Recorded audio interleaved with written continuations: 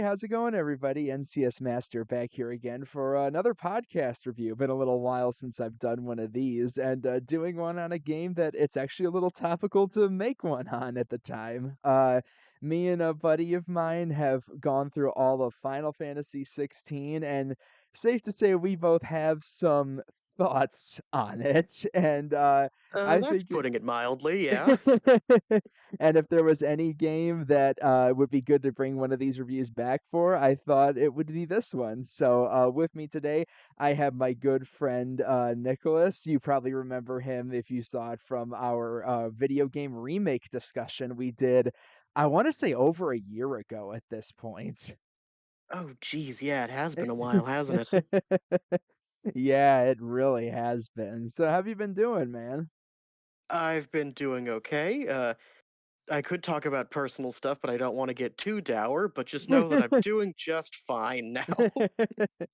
Yeah, we Anyway, don't we don't need to worry about the bad stuff unless it's the bad stuff in this game, but we'll be getting we'll talk get to that in a second.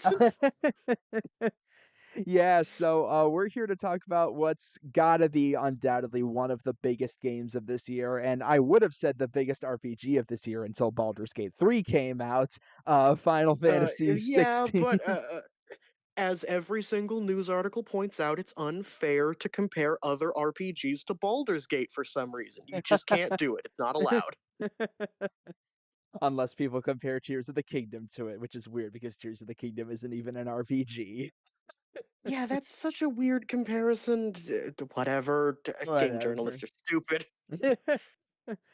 But yeah, so, Final Fantasy 16, this has been, like I said, one of the biggest RPGs of the year, one of the biggest games of the year, and probably not necessarily one of the most I don't know if I would say one of the most divisive, because I would say feelings on this game are pretty positive, more positive leaning, I would say, but there has definitely been a lot of discourse about this game. There's a reason I made a whole other video about this game before the podcast.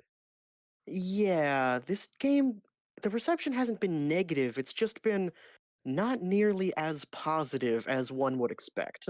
Yeah. Also, just to get it out of the way, before if anybody is wondering, if I sound a little bit worse in this video, it is because I am using my plug-in mic for my laptop, whereas I normally use my phone for my past few videos, because go figure, my iPhone has a better microphone than the mic I bought for this laptop. Yeah, reminds me of how pissed my brother got when his $2,000 camera became obsolete when the new iPhone came out. Oh god. But, So uh, go ahead. talking about 16, it has been a long time coming, especially for a new solid entry in the Final Fantasy franchise. Y Uh, yeah, because Suffice to say, the past few entries have not been received well. yeah, because 'cause it's been 8 years since 15, right? Was it 8 or is it 7? Yes, I it's forget. around 8 years since 15. And need I remind you, 15 was still getting DLC up until 2021. Yeah, when it hit the wall, when everybody just left and said, "We're not doing this anymore." Yeah, to talk about how incomplete of a game that was, it was still getting DLC 8 years later. Oh my yeah, And not even mentioning the last console experience before that, which was the 13 trilogy. And I think the yeah. less said about those games, the better.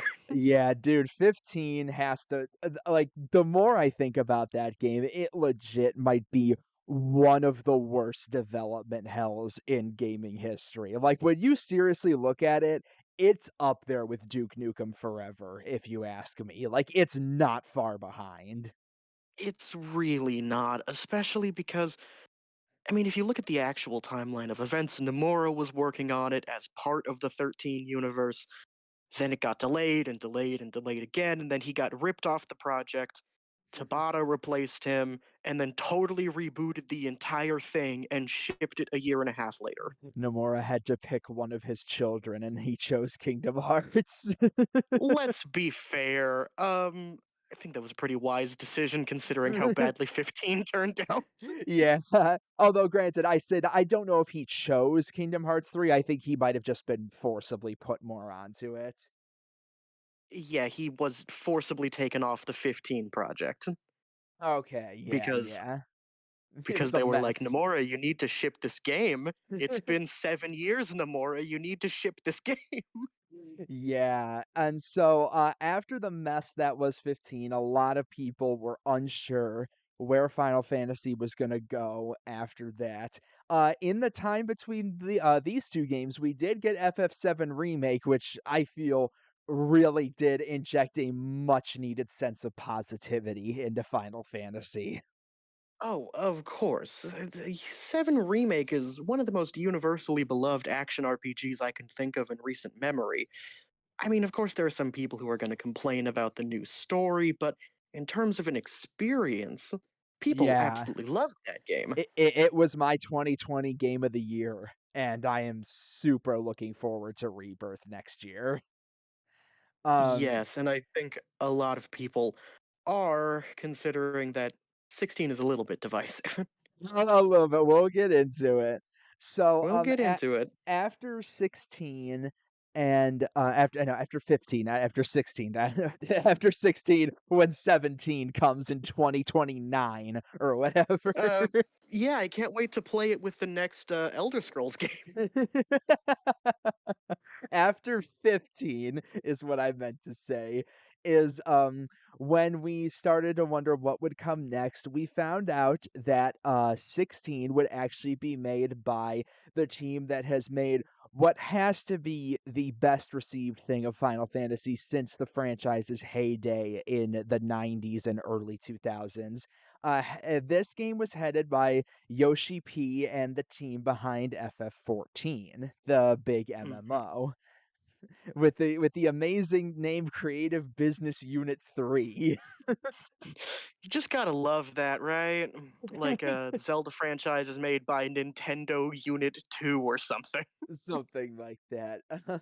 But, did you have any thoughts about, like, Yoshi P and the 14 people manning a big single player game in the series? So, I used to be super into MMOs, and they kind of ate my entire life, so I kind of swore them off, if I'm being honest. Um, but I did hear from everybody that I knew that 14 started off very rough, especially before the pre-reboot happened. Yeah. Um, but then apparently it just kept getting better and better and better, and the story and the action scenes were amazing. So when I heard that he was doing 16, I was pretty confident actually. My only real concern would be translating a whole MMO experience into a single player experience. Yeah. That was really my only hang up. Which you can kind of feel a little bit in this game. Again, Go foreshadowing. collect 7 clods of dirt. No, go get into it. We will So, get into it. after we found out about Yoshi P and FF14 people being behind this, it was we then learned that this was going to be a very action-heavy RPG, and even calling it an RPG after playing it is stretching it a little bit. This feels almost entirely like something like Devil May Cry or Bayonetta or even Oh, something it like even had the action director of Devil May Cry 5, if you Y know that. yes, like, honestly, one of the closest games I can give this to comparison to how it plays, this is a lot like Scarlet Nexus, honestly, with how it plays gameplay-wise. It's Mhm. not like a traditional RPG at all, honestly, and that caused a lot of division before and is still causing division now, especially after people got their hands on it. So, like, did you have any take on, us knowing ahead of time this being a big action game? Like, did you prefer it to stick more to a traditional RPG style or, like, more something like 7 Remake? Or what were you thinking?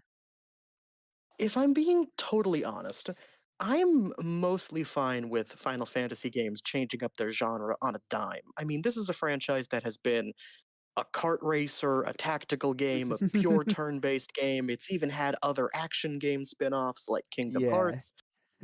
So It's when I heard that it was going to be action focused, I was honestly sort of expecting a Kingdom Hearts level experience. But yeah. playing Kingdom Hearts 3 in comparison to 16, 3 is way more of an RPG than 16 was. It went even further beyond what I expected. Oh, yes, like, absolutely. Like, I'm not against series shaking things up a little bit. I mean, I'm sure a lot of people who watch this will have seen my previous video on FF16 and how the franchise seems to be all over the place ever since, the mid-2000s on what type of game it wants to be. I wasn't Mhm. against it, although I was very perplexed, especially because I feel FF7 Remake hit like this beautiful blend of like RPG elements and being action at the same time, where this is almost all action. Mhm.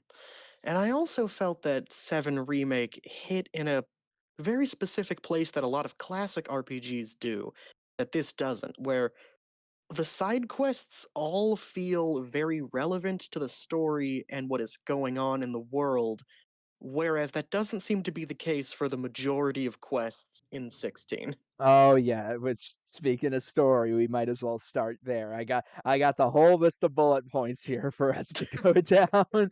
So, Okay, okay. Maybe for the sake of the summary, we should at least give a vague idea of what the story is about. yeah, I've got something here. So basically, the story of FF16 is Clive Rossfield. He is a royal son of like a noble kingdom. His father is the king. He has a younger brother who also of royalty who has the power of this entity called an icon, which is essentially the summons, but of course it's called something different because for some reason Final Fantasy has to change these things' official name every single game. I liked when they were called your GFs. What were they called in 10? Something like They were called Aeons. Aeons, that was it, Aeons and Icons. But yeah, so, in Clive's younger years, his brother is seemingly killed in this huge castle siege, and what essentially happens then is that he goes out finding looking for answers, hunting for revenge, seemingly trying to find the man who he thinks killed his brother, which was the another icon of fire, Ifrit, who his brother being Phoenix, and there's presumably only supposed to be one icon for every element, but that completely was thrown out the window.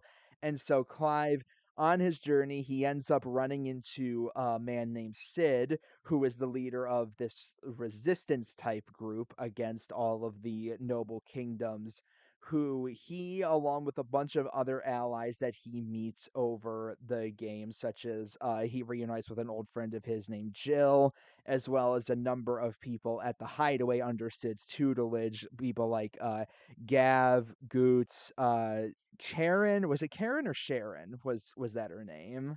I The think it was shopkeeper. Karen, Yeah, and of course, a blacksmith, a very cranky shop leader, a very yeah. sassy nurse.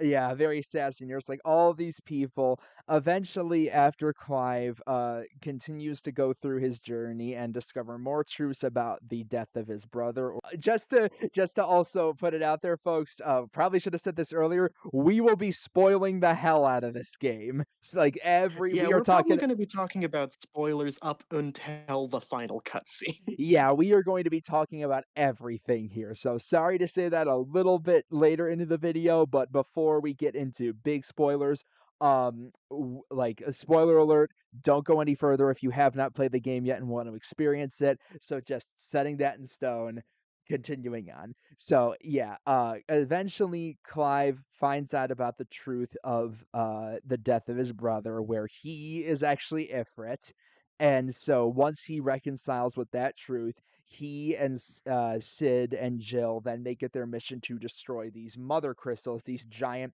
mountain-sized crystals. There's five of them across the known world, as they are attempting to do that to stop this cantankerous blight that's taking over the land, which is like destroying life and just leaving everything a disheveled wasteland wherever it goes. And essentially, at that point, it's just a bunch of events that happen in trying to destroy the mother crystals until they find out more about the mother crystals and eventually kill God because it's an RPG, because of course. It is an RPG where we do in fact kill God. Yeah, so, not getting too much into the characters just yet, but we will. I got them listed here. What did you think about the story overall? Okay. I felt like this story, on the whole, pretty okay.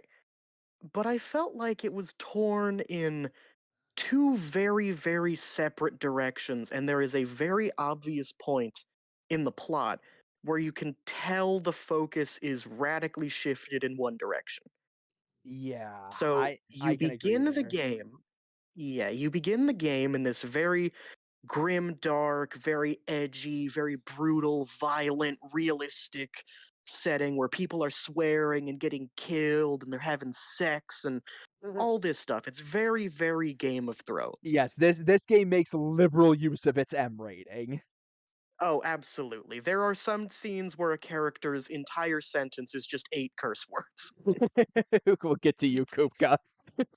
We'll get to Kupka. And then there is a point at which a giant epic monster kaiju battle happens, at which point it shifts radically away from being Game of Thrones and into a way more standard Final Fantasy story. Yeah, this game starts very, very grounded for the most part. Like, there are, of course, Mhm. still Final Fantasy elements, like, in the game Yeah, there's still itself. like magic and monsters and stuff. Yeah, but if you just play the demo, for example, other than the fight between Phoenix and Ifrit, you would almost think the tone and the visual style that this was a Western RPG with how it's presenting itself. Yeah, like you could look at some of those areas early on in the game, like the destroyed swamp village, and think to yourself, "Oh, this is an area from The Witcher Yeah, or Baldur's Gate. or Baldur's Gate." To tie that into something. But yeah, like you said, it starts pretty grounded with some spikes here and there generally where things get pretty intense, but I would still say not too ridiculous and like over the top. But by the halfway point, it really feels like one of the main designers just got off a massive Dragon Ball Z binge and couldn't Oh, help absolutely. but start writing it into the game. Okay, if you need an example, dear listener, of how the tone changes, we go from a battle between Clive and effectively his main rival, Kupka, having an all out death brawl with each other, slugging it out. They're super violent, it's super brutalistic at the end. To the immediate next story point is having a Dragon Ball Z fight in space with a giant laser dragon. No, not even going to Bahamut yet. Literally what happens next, you fight a giant kaiju the size of, like, Vermont. It is roughly the size of a country, yes. Um, we should explain. These people who have the power of icons, they are known as dominants, and they have the power to turn into a recurring Final Fantasy summon. In the game, there is Phoenix, Ifrit, Garuda, Garuda, Titan, Titan, Ramu, Shiva, Shiva, Bahamut, and Bahamut, Odin. and Odin. And also Leviathan is here, but we're just never gonna mention him. Once. We mentioned him once. He's not important. Like I said to you in one of our previous talks, "Listen, Leviathan, you got top billing in 15. Wait your turn." Yes, because having top billing in 15 was such an honor.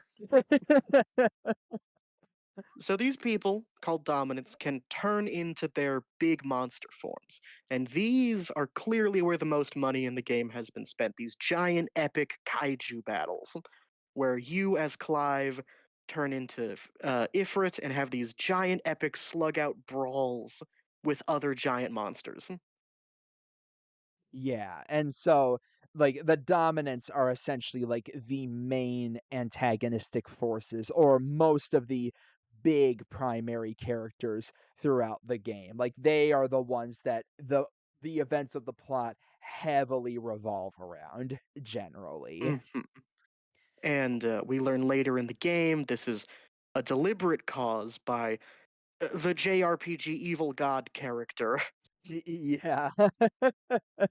But, to give my general thoughts on the overall story, I like it. I do like once they eventually get the goal of just destroying the mother crystals, because that feels like a more grounded goal than in the beginning where you're just kind of running around and just doing stuff for the sake of doing stuff, I would say. Yeah, the beginning parts of the plot are pretty unfocused. Yeah, it's, like, not really until Clive has that whole accepting the truth scene where he fights Ifrit and just empowers him, to where Sid then says, "Hey, we're gonna go destroy all the mother crystals now," which I do like that, and I will say the general structure of this game gave me heavy flashbacks to Tales of Arise, like, going to these specific locations, vanquishing, like, a specific elemental leader slash deity type character.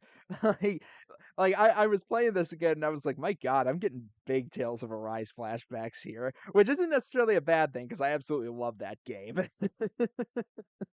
I can definitely see the similarities there. This game is extremely mission focused, which you can tell because Yes. it's trying to be an action game, and action games are typically stage to stage. Mhm, and the missions are undoubtedly the best part, I would say, like, the stage to stage structure of it all. Yes, and if you wouldn't mind me getting into the structure real quick, you can tell where the money and the time was spent in this game and really where it wasn't. And where it Oh, yeah. wasn't was the You feel stuff it. you do in between all of the cool missions. Yeah, we can mention that in just a sec once we get to gameplay. But I figure with the general story, there's the characters. Because I would say a lot of this game derives a lot of the importance of its story from the characters. Like the characters is where you get most out of this. Like this isn't necessarily like well, I guess there is a fair bit of lore to the world itself, but I'd say a lot of it isn't handled the best, I would honestly say. Yeah, we could get into that in a bit, but yes, this is a very character-driven story first and foremost. Yeah, so Clive is a very emotional, very, very angry young man who is very sad, and there yeah. are a lot of moments in the game dedicated to dealing with that and his relationship with other characters, which I Mhm. do actually really like. Yeah, so, yeah, you obviously, we could start with Clive. What do you think about him? Like, how do you feel about him as the main character? I like Clive as the main character a lot. He's in some ways extremely charismatic, though he doesn't often show it, and he's in some ways just very dumb, which I appreciate. Yeah, I really like Clive a lot. I think he's a very fun character. I think he has a lot of upside to him. He's written very well. He's a very likable protagonist. I'd say for my money, he is easily the best character this series has seen since Zidane regarding the main characters. Oh, absolutely. There are so many moments in previous Final Fantasy games where, like, we're not going to say anything bad about those characters, but previous protagonists have so many scenes of self doubt and self worry and should I really be doing what I'm doing? Clive gets that shit out of the way very fast. You should know about that, you Squall fan. Oh, come on. Yes, I like Final Fantasy VIII. Crucify me in the comments. Nah, I'm just getting your goat. But yeah, I do But think yes. I think Clive is really good. He's very well written. You got a lot of good scenes to him, very well voice acted. That is one thing I should say. right Oh, out the gate. absolutely. His This game, voice actor is hilarious. the voice acting across the board in this game is very, very good. Like, the actors did Oh, a very absolutely. good they did a great job for this game, giving them the characters a lot of personality, and honestly, just all the delivery is done super duper well for everybody. And, yeah, Clive, he doesn't spend too much time brooding. He's less of a character who is, like, emo and more just someone who is tired. He is visibly exhausted at most points in this game. Yeah, it's just someone who, like, the world has given him a lot of shit, but you can tell he is just trying to push through because it's like, "God, what else could I do?" Mhm.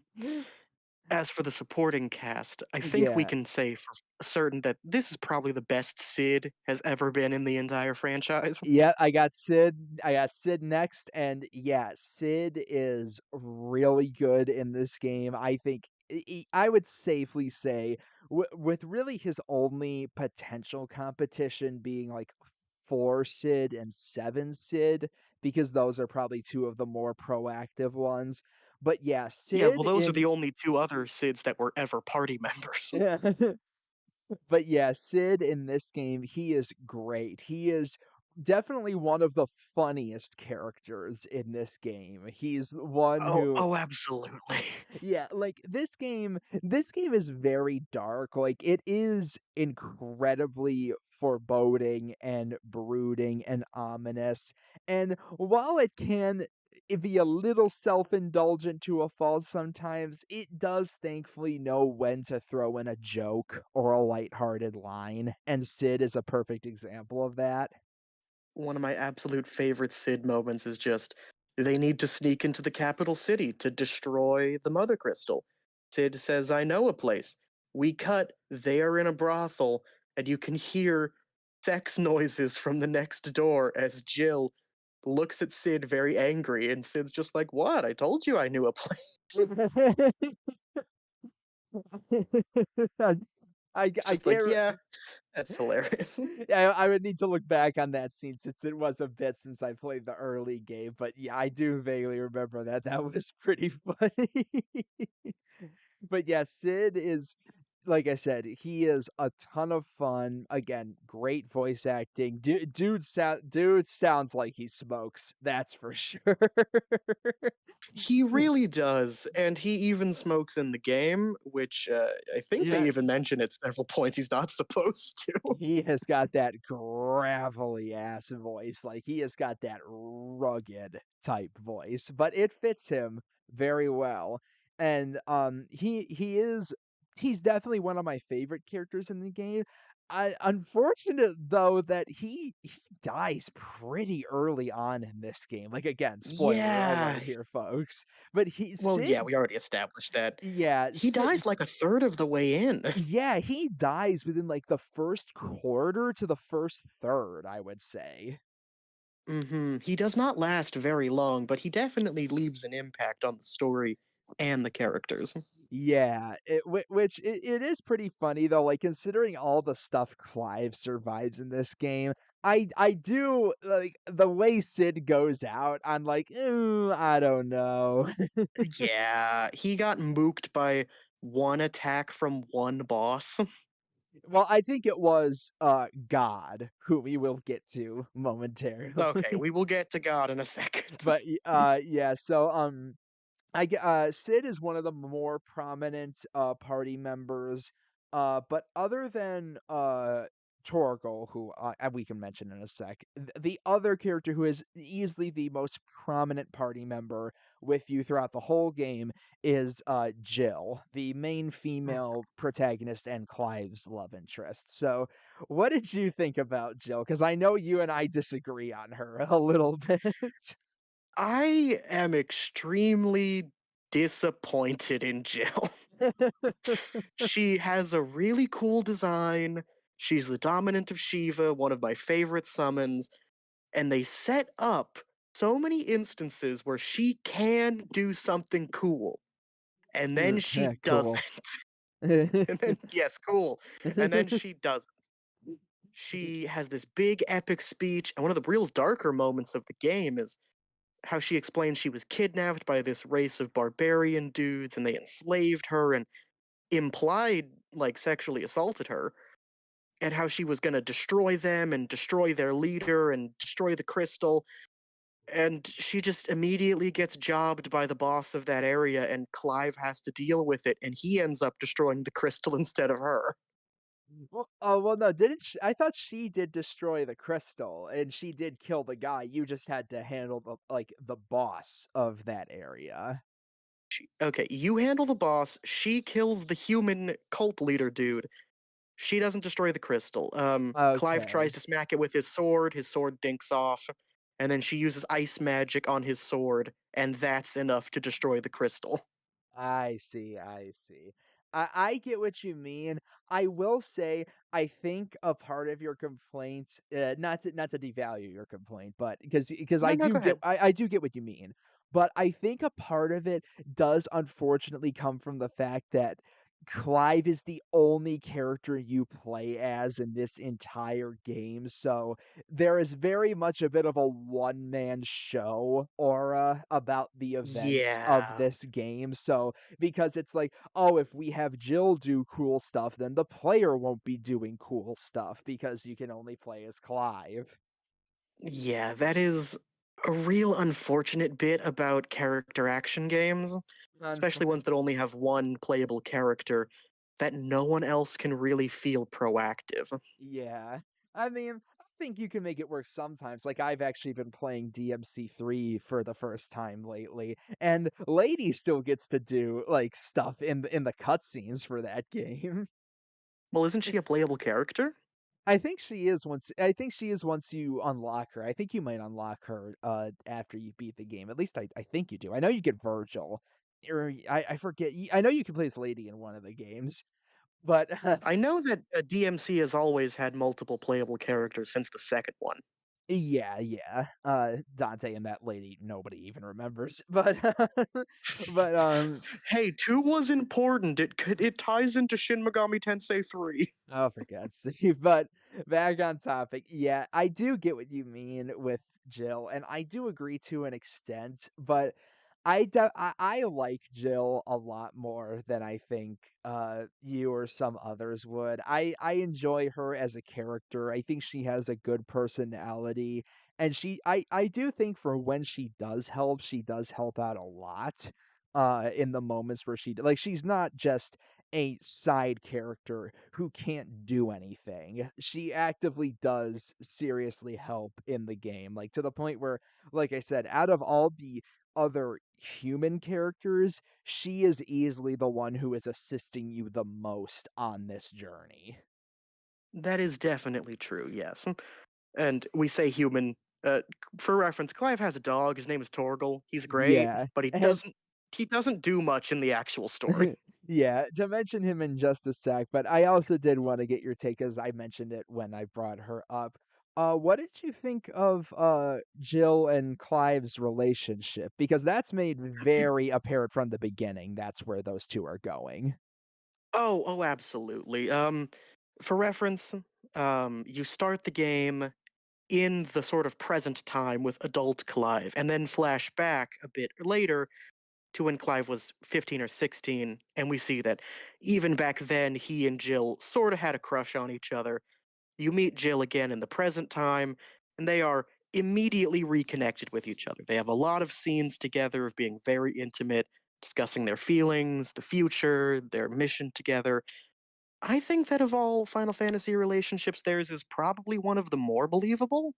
Yeah, I would say theirs is probably the best since, Tidus and Yuna, I would say. Yeah, because a lot of Final Fantasy romance relationships, especially recent ones after the SNES era, if they want to predict if they want to show two characters in a loving relationship, they'll already be married. Yeah. Like Snow from 13 already married. Yeah, Anyways, but But yeah, I would agree. I think their relationship is handled very well. I'd say it's up there as one of the strong ones. Like I said, Titus and Yuna, Cloud and Mhm. Tifa is another one I would say. I think they are a lot like Cloud and Tifa in a lot of ways, I would Oh, say. you're gonna get people mad because you didn't say Cloud and Aerith. It's all too Are we seriously still doing this? It's obviously meant to be him and Tifa. Are we I seriously know I'm just making a joke. I'm making a joke. I know. It's like, guys, Aerith and Zach get to be together in the afterlife. We we can agree on that, please. I would hope so. But Yes, as shown in the masterpiece Advent Children. oh God. Yeah, but even even thinking back to like Locke and Celeste or Cecil and Rosa, Mhm. I think Clive and Jill belong up there as like one of the better relationships in the series. They do get a lot of moments together, especially like later in the game, like when you do side quests with them together. Mhm. And there are definitely key moments in the story where they express those feelings for each other. Like in one of the big Jill moments, Clive is critically injured, and Jill effectively sacrifices herself to make sure that Clive can get away. Yeah.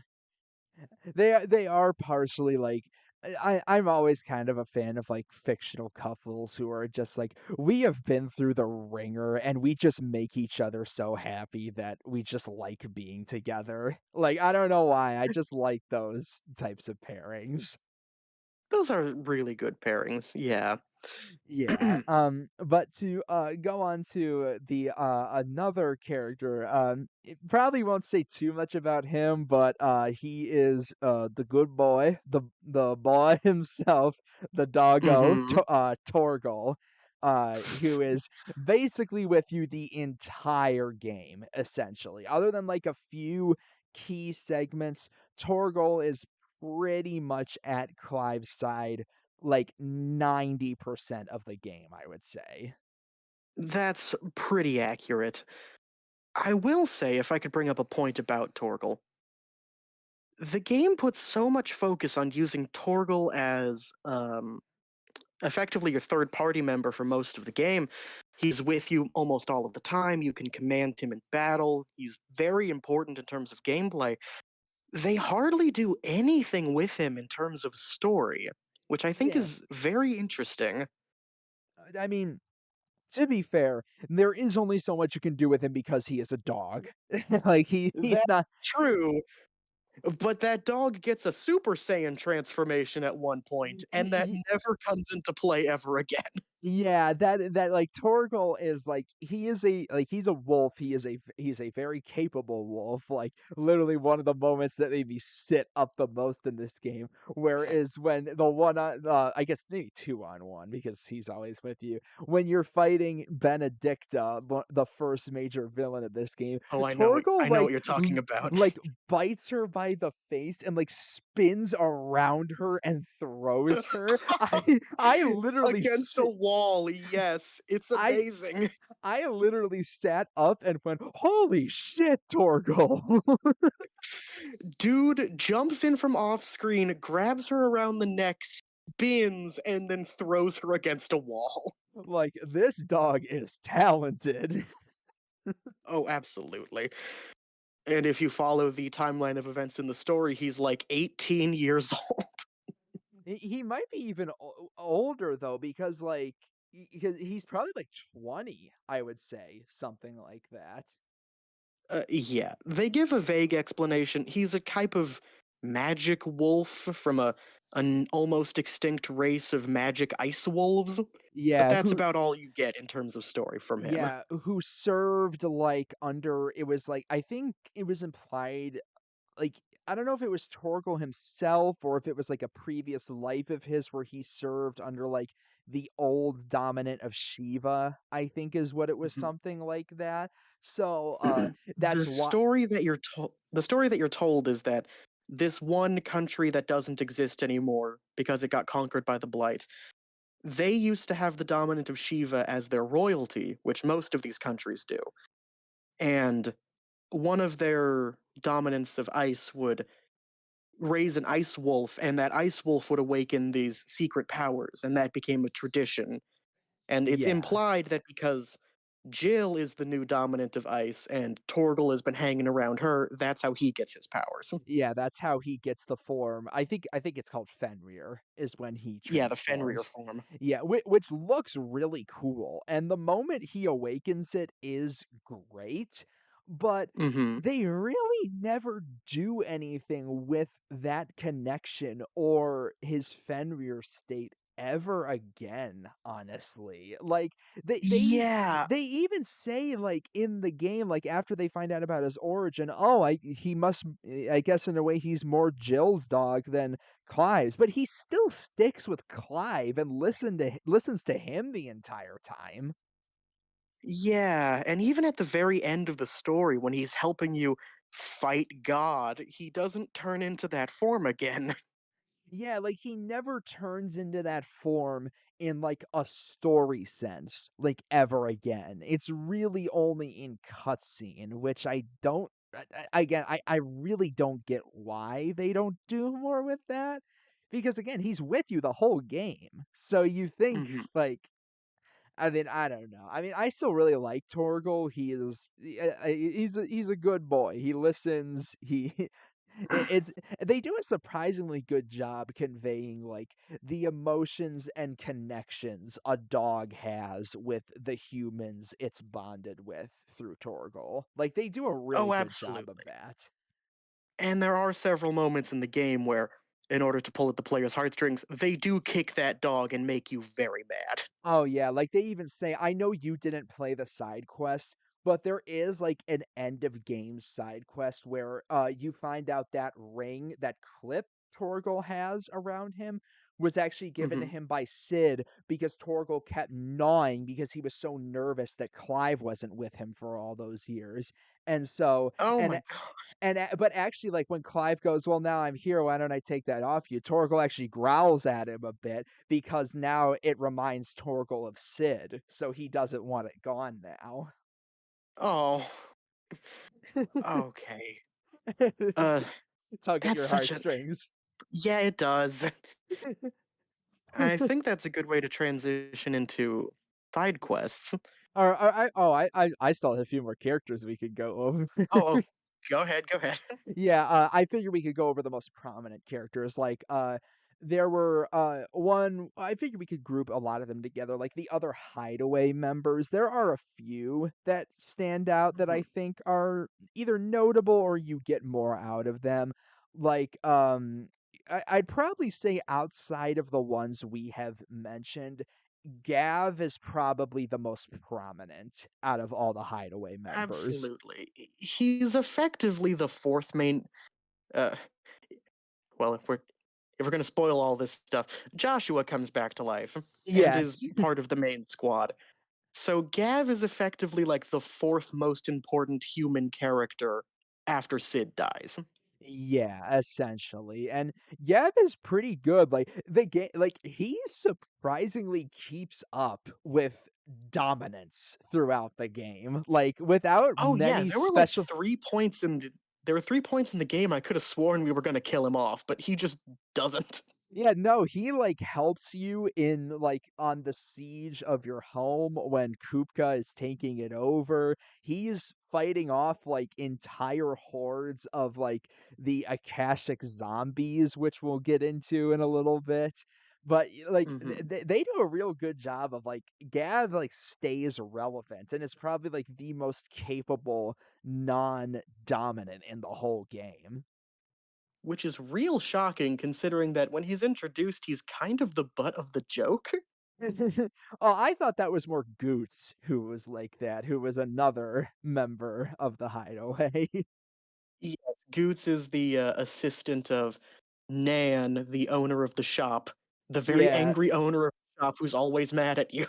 yeah, Goots and Karen, who is the shop owner, they have a bit of a dynamic. Goots is basically like the big, giant, bumbling goofball a little bit, and Karen is like this stern but she's still a very caring character overall. Like, she's Her own ways, l yeah. there are a lot of characters in this game, like, both her and Blackthorn, who is the blacksmith.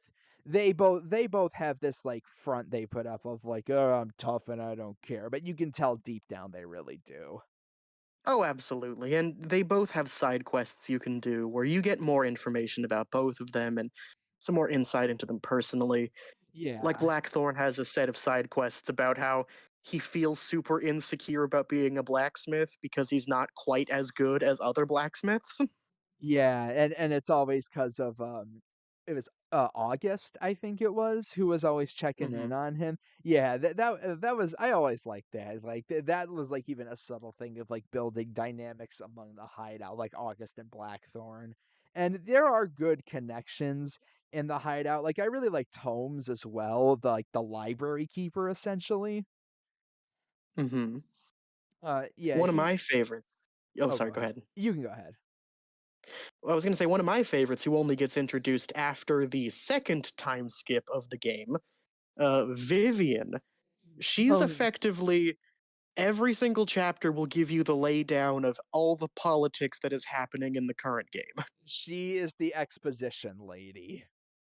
She is, and she's also really sassy all the time. Yeah, I was confused on, like, where she came from at first, because when she shows up in the second hideout, because the hideouts do change around, like, halfway through the game, I would say, Mhm. um, and when I came across her, I was like, "Wait, who are you?" Yeah, she's a new introduced character, and they seem to they seem to have established her character during the time skip, so everyone's Yeah, already familiar with her except the player. yeah, new home, who dis? Yeah, new home. Who's this?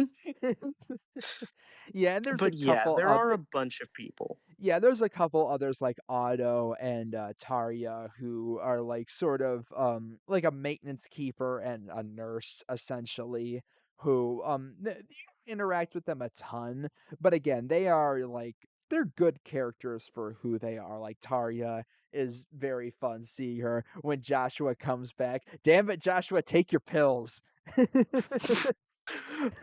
I said I already took my medicine, Madam Taria. No, you didn't. It's right here. Yeah, that sums it up essentially, those 2. That's a fun running joke, and probably, like, the one other one who's a predominant main character in the Hideaway is, Sid's daughter, Mid, Mhm. who she is essentially, like, the engineer. Real unfortunate naming around the time of that. Hey, hey, it's a reference to I think Final Fantasy 3. I think it It was was made in it was made in like the 80s. I think it was 2 actually, where it was, Even older. God, it's like No, I was gonna say even older. They didn't know what mid would mean. I mean, I think you'd think they would now. Well, it has to be a name reference, Ryan. Oh, for God's sake.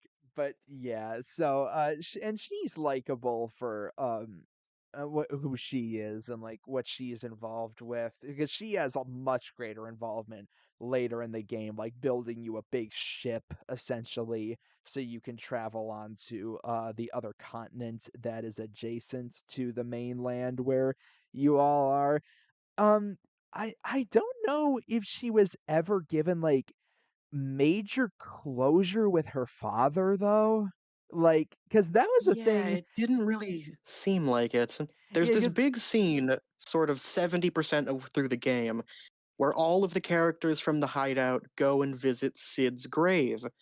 And they invite Mid to come along, but I don't think she actually shows up. yeah, I think they may have given her a little something in the side quest, but they don't make a big thing about it. Yeah. But, yeah, so I do generally enjoy the hideaway members in this game, because, again, like, there isn't, like, a ton of time with them, and, like, really, unless you do the side quest, which you get more out of them, I don't necessarily have the same level of attachment to some of these characters as I do like party members from other games, like the party members from 6 or 7, where there's real good attachment with a lot of those characters. But, Hmm. I'd say, like, I like Gav a lot. I think he's really great, especially when you learn more about his backstory in, like, one of the very end game, like, side quests. Because the side quest stories do get pretty good by the end of the game, but that's after a lot of busy work. That is after a lot of busy work. G If you don't know, the side quests are separated into normal side quests and side quests marked with a plus. The ones marked with a plus give you permanent substantial upgrades, the ones that are not do not. Yeah, and so, but yeah, I do like them well enough. Like, do you have a favorite from the Hideaway, like, outside of the big main group? He's not part of the hideaway per se, but I love when you meet Clive's uncle, Sir Byron. Oh, Byron, yeah, Byron's another great one who isn't as much a part of the Hideout. He is great.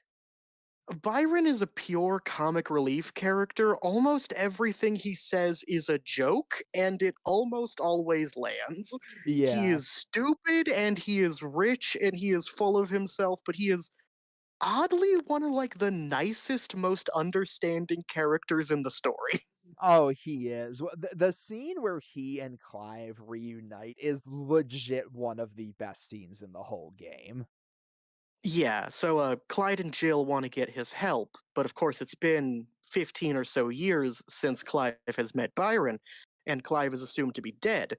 So in order to prove to Byron that Clive is who he says he is, he starts breaking into this Power Rangers esque "I will defeat you, Demon Lord of the Darkness" speech, and then Byron joins in on it too, playing the bad guy. And we learned that they used to play like this when Clive was like 10. Yeah, it's basically one of those, "Ask me something only I would know" scenes, but, like, played up a little bit, and And it's it is really funny. it's funny, and it's, like, legit really heartwarming, like, because you can tell Byron is just like, because he initially comes into the room with, like, an axe because he thinks it's someone trying to fool him, but then when he finds out, like, "Oh my god, one of my nephews is alive," you feel for him in that moment. Yeah, and he has this one bit in the one scene where he's constantly yelling to a butler who's off screen, where it's like Matthias, my nephew is alive. Bring out the fine china. We're having dinner. Yeah, that was really funny. Yeah, Byron is great, and there are other, like, outside characters who are kinda recurring throughout the game, like, in certain towns, like Martha and Lubor, who you meet in specific locations, and again, you get more out of them in side quests, but I do like them well enough for the time you spend Yeah, with them. the Um cast of characters in this game is pretty good. Yeah, and I would say out of the main, like, main protagonist characters, 'cause we can do villains after this, but, the other 2 that I would say who kinda almost have a bit of a B plot running until you reunite with them is Joshua and Dion, who are, like, the other 2, like, the last Yeah, remaining ones. So, yeah, like we said before, Joshua is still alive, and he's sort of on his own adjacent journey at first to find out the bigger picture behind everything. he's the one who puts it together that the anime JRPG god is behind everything. Essentially, yes, and there are multiple scenes where it's like, "God dang it, they're in the same building, just look that way." Yes, there are multiple scenes where they are at most 20 feet apart but looking in different directions. Oh god, And they don't notice each other, it's Clive and like Joshua. it's like an American Tail when Fievel just keeps missing his family by, like, a head turn. It's like, "Oh god, you're killing me." Uh, But yes, and Dion is the Prince of the Holy Empire, and he is ostensibly one of the only dominant characters who isn't just an abject, horrible person. Yeah, well, outside of, like, the main crew at first of, like, Oh yeah, outside of the main crew. Jill, Sid, Clive, and Joshua. Yeah. Like Kupka, Benedicta, and especially Barnabas, they Barnabas. are all very horrible people. But yeah, Joshua and Dion, they kinda like, Joshua meets with Dion, like, later in the game as he finds out more about the information about, like, the bigger picture, and they try to I forget what Joshua was specifically asking Dion's help for. Like, He he wanted Dion's help to take down Ultima. That's how Dion realized that the actual. This is going to go into a lot of story spoilers. That the child on the throne of the Empire was either being controlled by Ultima or was Ultima. That's how Dion learned about that. Yes, that is true, and essentially, they do their own little thing on the side because there's multiple scenes, like, after you beat some bosses where we'll cut to Joshua and Dion for, like, a good few minutes and see what they're doing until we really get into the segment with Bahamut, where come the end of that, the 2 stories have kind of conjoined together. Hmm. The big climaxing moment of that is Dion goes to kill the child on the throne of the Empire, accidentally ends up killing his own father. The child reveals himself to be Ultima, and I think is implied to use some kind of mind domination power on Dion, which causes him to turn into Bahamut and go crazy, leading to the big dramatic Bahamut boss fight. Yeah, it's basically a way that you can fight Bahamut with Dion still being an ally. Yes, because you beat the shit out of him, but Joshua's like, no, don't kill him. He's just been mind controlled. We'll save him. And then Yeah, he does, of course, help you later in the game. I do really like the both of them a lot. Honestly, I wish we got more out of Dion, truth be told. Yeah, because you recruit Dion as part of like the hideout. You take him back to the hideout. At the Then he's very end. unconscious at the very end. He's unconscious for like 2 whole chapters. Then he wakes up and leaves off screen and only returns during the last like 5% of the game. Yeah, it's a shame because if I recall correctly, there isn't even really a point where Dion is like an on the ground party member, like Jill No, or there isn't. Joshua. There is not. Oh God. There is one scene where the party of Clive and Joshua is confronted by a shit ton of monsters, where Dion shows up to help them, but that is only a cutscene. He doesn't actually help as part of active gameplay. That's right. It was like Clive, Joshua, Jill, Gav, and Dion. And I thought it was gonna be like this really cool like five-man team up of like essentially the five strongest people who are left around standing for the hero side. But no, then it's just Clive and It's just a Joshua. cutscene. Clive and Yeah, Joshua. God, that really disappointed me, truth be there told. was a lot of moments in this game where I felt like we definitely could have gotten away from the main character for a bit. Yeah, I do really like both Joshua and Dion though. Like you can really tell Joshua and Clive have a really good bond together as like brothers. They are a very well developed dynamic. And Joshua's also a I am fun. Oh, go ahead. Can I say something really quick? I am so glad because as it was revealed, Joshua was presumed dead because he, in his phoenix form, got killed by Ifrit. We later learned that Clive is Ifrit, but Clive Uh-huh. was under mind control at the time. There is no Somehow. point at which, yes, it's not really explained very well. No. There is no point where Joshua is mad at Clive for this. He recognizes from the get that Clive was under some kind of mind control and never blames him for it. And I am so thankful that we do not have to go through that trope. Yeah. I like to imagine Joshua was also just thinking in his head, I did hit him pretty hard too. We'll just not bring it up." Yeah, I did hit him pretty hard in the face too. Yeah, I Maybe like he won't. yeah, I like them both a lot. Sorry, did I cut you off there? No, I was just gonna say. as Joshua, like, maybe he won't get mad if I don't get mad. Yeah, yeah.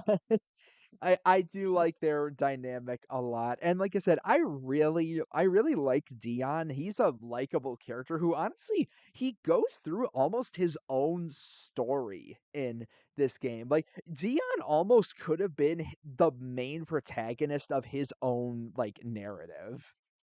I'm certain there has been no, I'm not just certain, there absolutely has been characters in the Final Fantasy series who have Dion's exact arc of the guy who's working for the evil empire but is way too noble and way too good, but also way too loyal to actually betray them. Well, that's Reeve. That's That that's is Reeve. Reeve. Yeah. The one decent guy in a room full of shitheads. Yes, exactly. That's Final Fantasy VII. Yeah, but I like Dion a lot. Like I said, I do wish we got more of him though, especially like because we really only get most out of Dion in like cutscenes primarily. And what we do Mhm. get there is good. Like he's a good character, good guy. They do imply he is gay, which that's actually something kind of interesting. They don't play into it as much as I thought they would though, because like it's implied Yeah, there was this huge controversy before the game came out about there being gay characters and how they wouldn't remove them.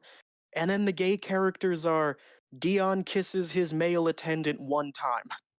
Yeah, which wasn't even that big of a thing. Like it was implied he and I guess like I like his attendant or I don't know if he was his best friend or something. Like they definitely hint at it, but we really don't even get much out of it. I was surprised. Oh, you all right? I'm okay, yeah, I just dropped Uh, something. oh, okay. Yeah, we're doing this live, folks. Sorry about that. Nah, it's fine. Yeah, his assistant or personal assistant or whatever his title is, Tristan, they kiss like one time, and then they have one scene together where Tristan is like, "Let me go into battle with you." And Dion goes, "No, it's going to be dangerous. You have to leave." And then they both cry and look at each other longingly, and then Tristan leaves and then never shows up again. Yeah, I mean, like, the representation is good. I was just surprised they didn't do as much with it as I thought they would. Yeah, it was not at all. Yeah, like, a lot of again, like, if there was any character I wish we got more of, it was Dion, because he's Yeah, really good. he really is. And I feel like they left his death so open-ended. I half Oh, expected the end credits to play, and then we see him like half burnt walking out of like a crater in the ground, and we it would we be like, oh, he survived that. But we no, he can never does. we can mention that when we get to the ending with Ultima, but, Oh yeah, yeah, so, like, I'd say, absolutely. like, the major characters in this game, I like them. I wouldn't necessarily say this is my favorite cast from a Final Fantasy game, but it's on the positive side, that's for sure. Oh, absolutely. Yeah, it's not terrible, but it's not one of the best ones either. Yeah, like, I'd say 6's cast is better, 7's cast is better, I'd I probably personally like Ten's cast a lot, but I know a 10's lot of people don't like 10. 10 no, people like 10. People very much like 10. That's still viewed as one of the really good ones. Oh, okay. Yeah, I mean, people aren't really fans of Tidus, like, ha, ha, ha, ha. Yes, we get it. Yeah, they're oh god.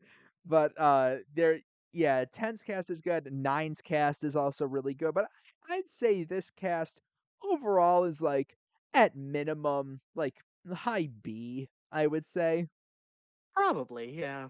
Yeah, but, so that's mostly out of the main protagonists, but then there's the villains where much like this game as a whole, feels like there's a lot of ups and a lot of downs when it comes to how the villains are done in, Okay. this game. So, I guess we can just go in, like, chronological order of, like, how they are generally Th- presented. So, there's The I s first villain we're introduced to is is Clive and Joshua's own mother.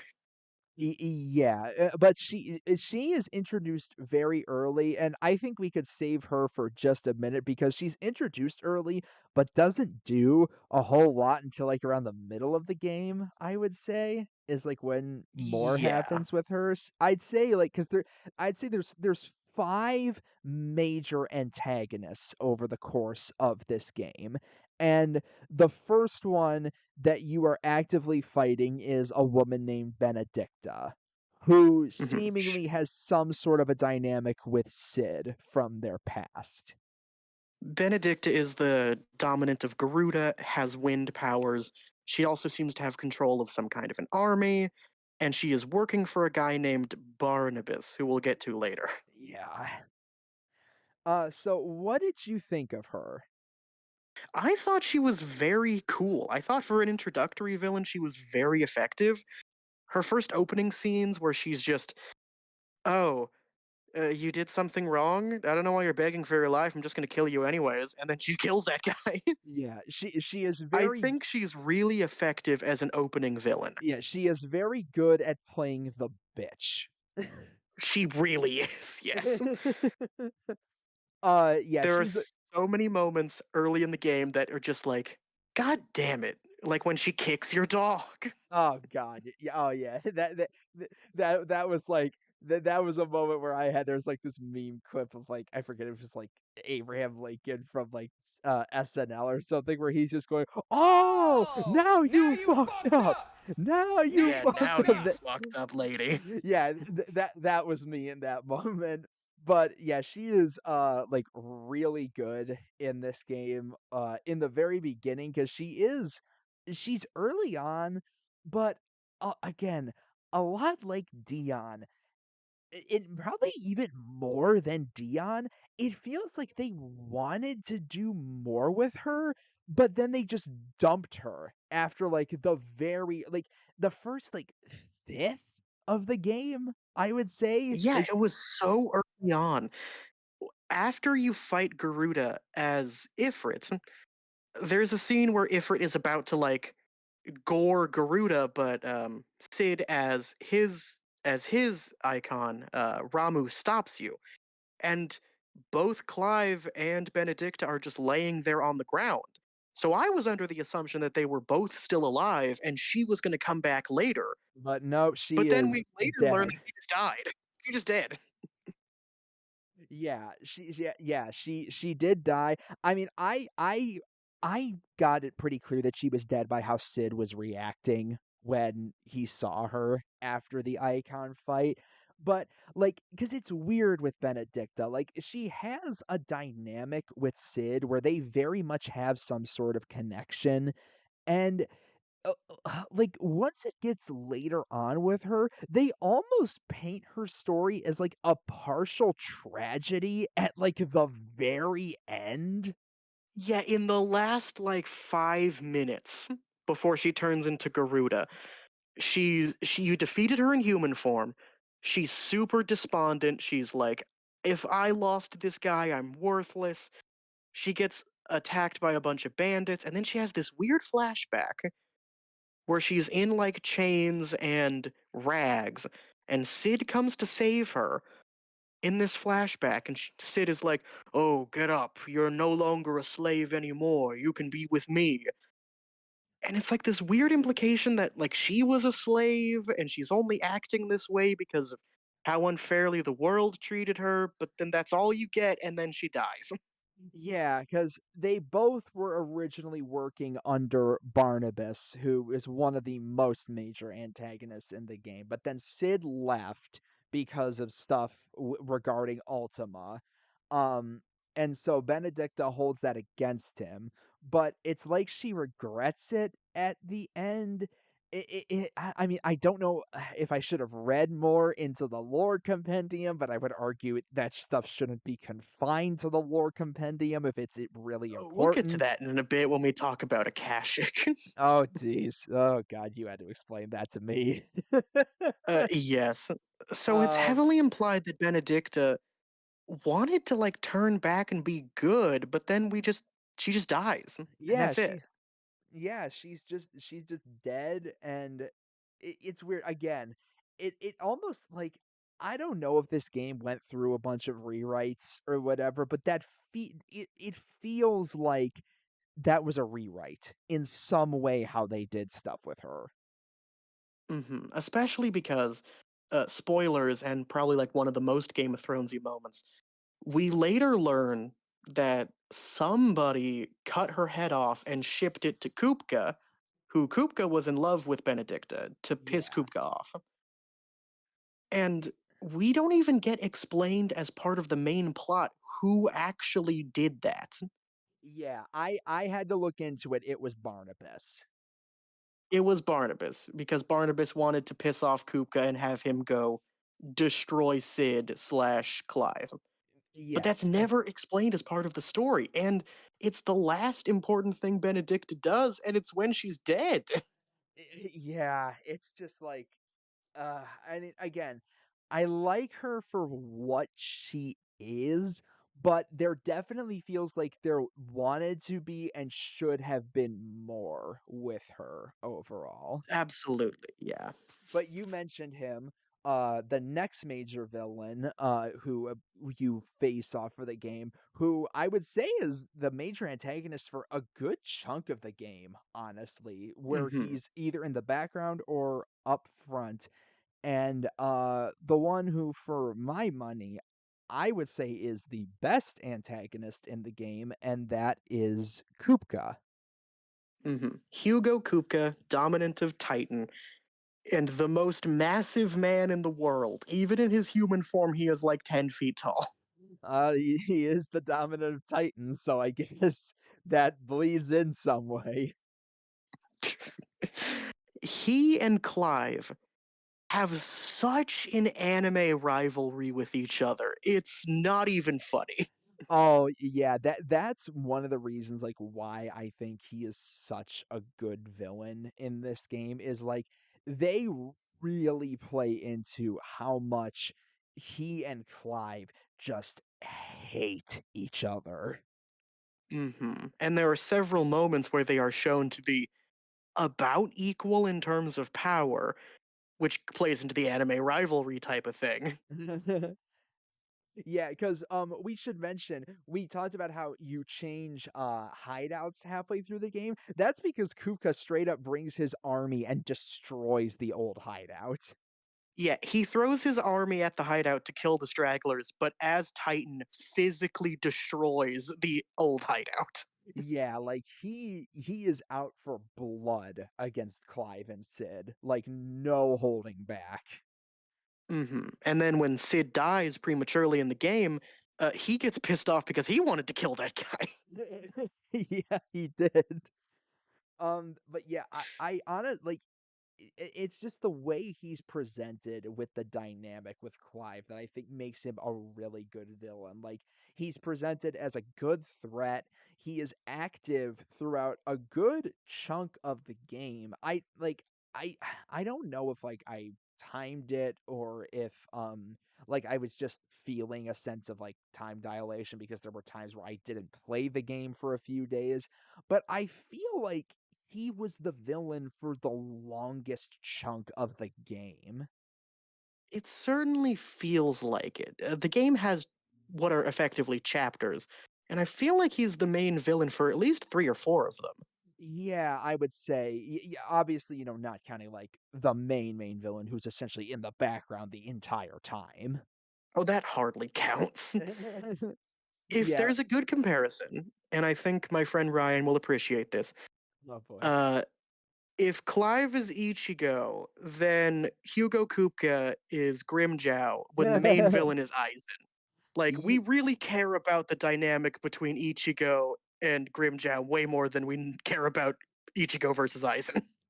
I mean, people do care about Eisen, but I do definitely get what you mean there. Or I guess maybe if we want to draw if we're continuing to draw anime comparisons, I guess you could say uh God, I'm drawing a blank. In One Piece, Luffy, it's like Clive and Kupka is almost like Luffy and Katakuri. where like Katakuri is not the main villain of his arc, but they have a big rivalry dynamic. And they sort of get each other by the end of it, if that makes sense. Yeah, in a way, but yeah, what happens with Kupka is insane. Like honestly, the one-on-one fight with him is my favorite fight in the game, I would say. Just like the mano a mano, like in the throne room and then underneath it. I just love that hmm fight. The second fight with Kupka, which is the rematch, which takes place in his own house, Yeah. This is you my fight house. him on the ground, and then you fight him as Ifrit while he is Titan. You beat him, and then he goes Akashic, which we'll get into in a second, and becomes roughly 100 times larger. Yes, like he is literally the size of like an entire mountain range. He is enormous, and Like the boss battle with him is one of the most dramatic in the entire game. yes, honestly, because it originally starts from after the first fight with him, you straight up cut his hands off. He more like he cuts his own hands off. He balls his fists together, slams them down, and Clive just holds his sword up.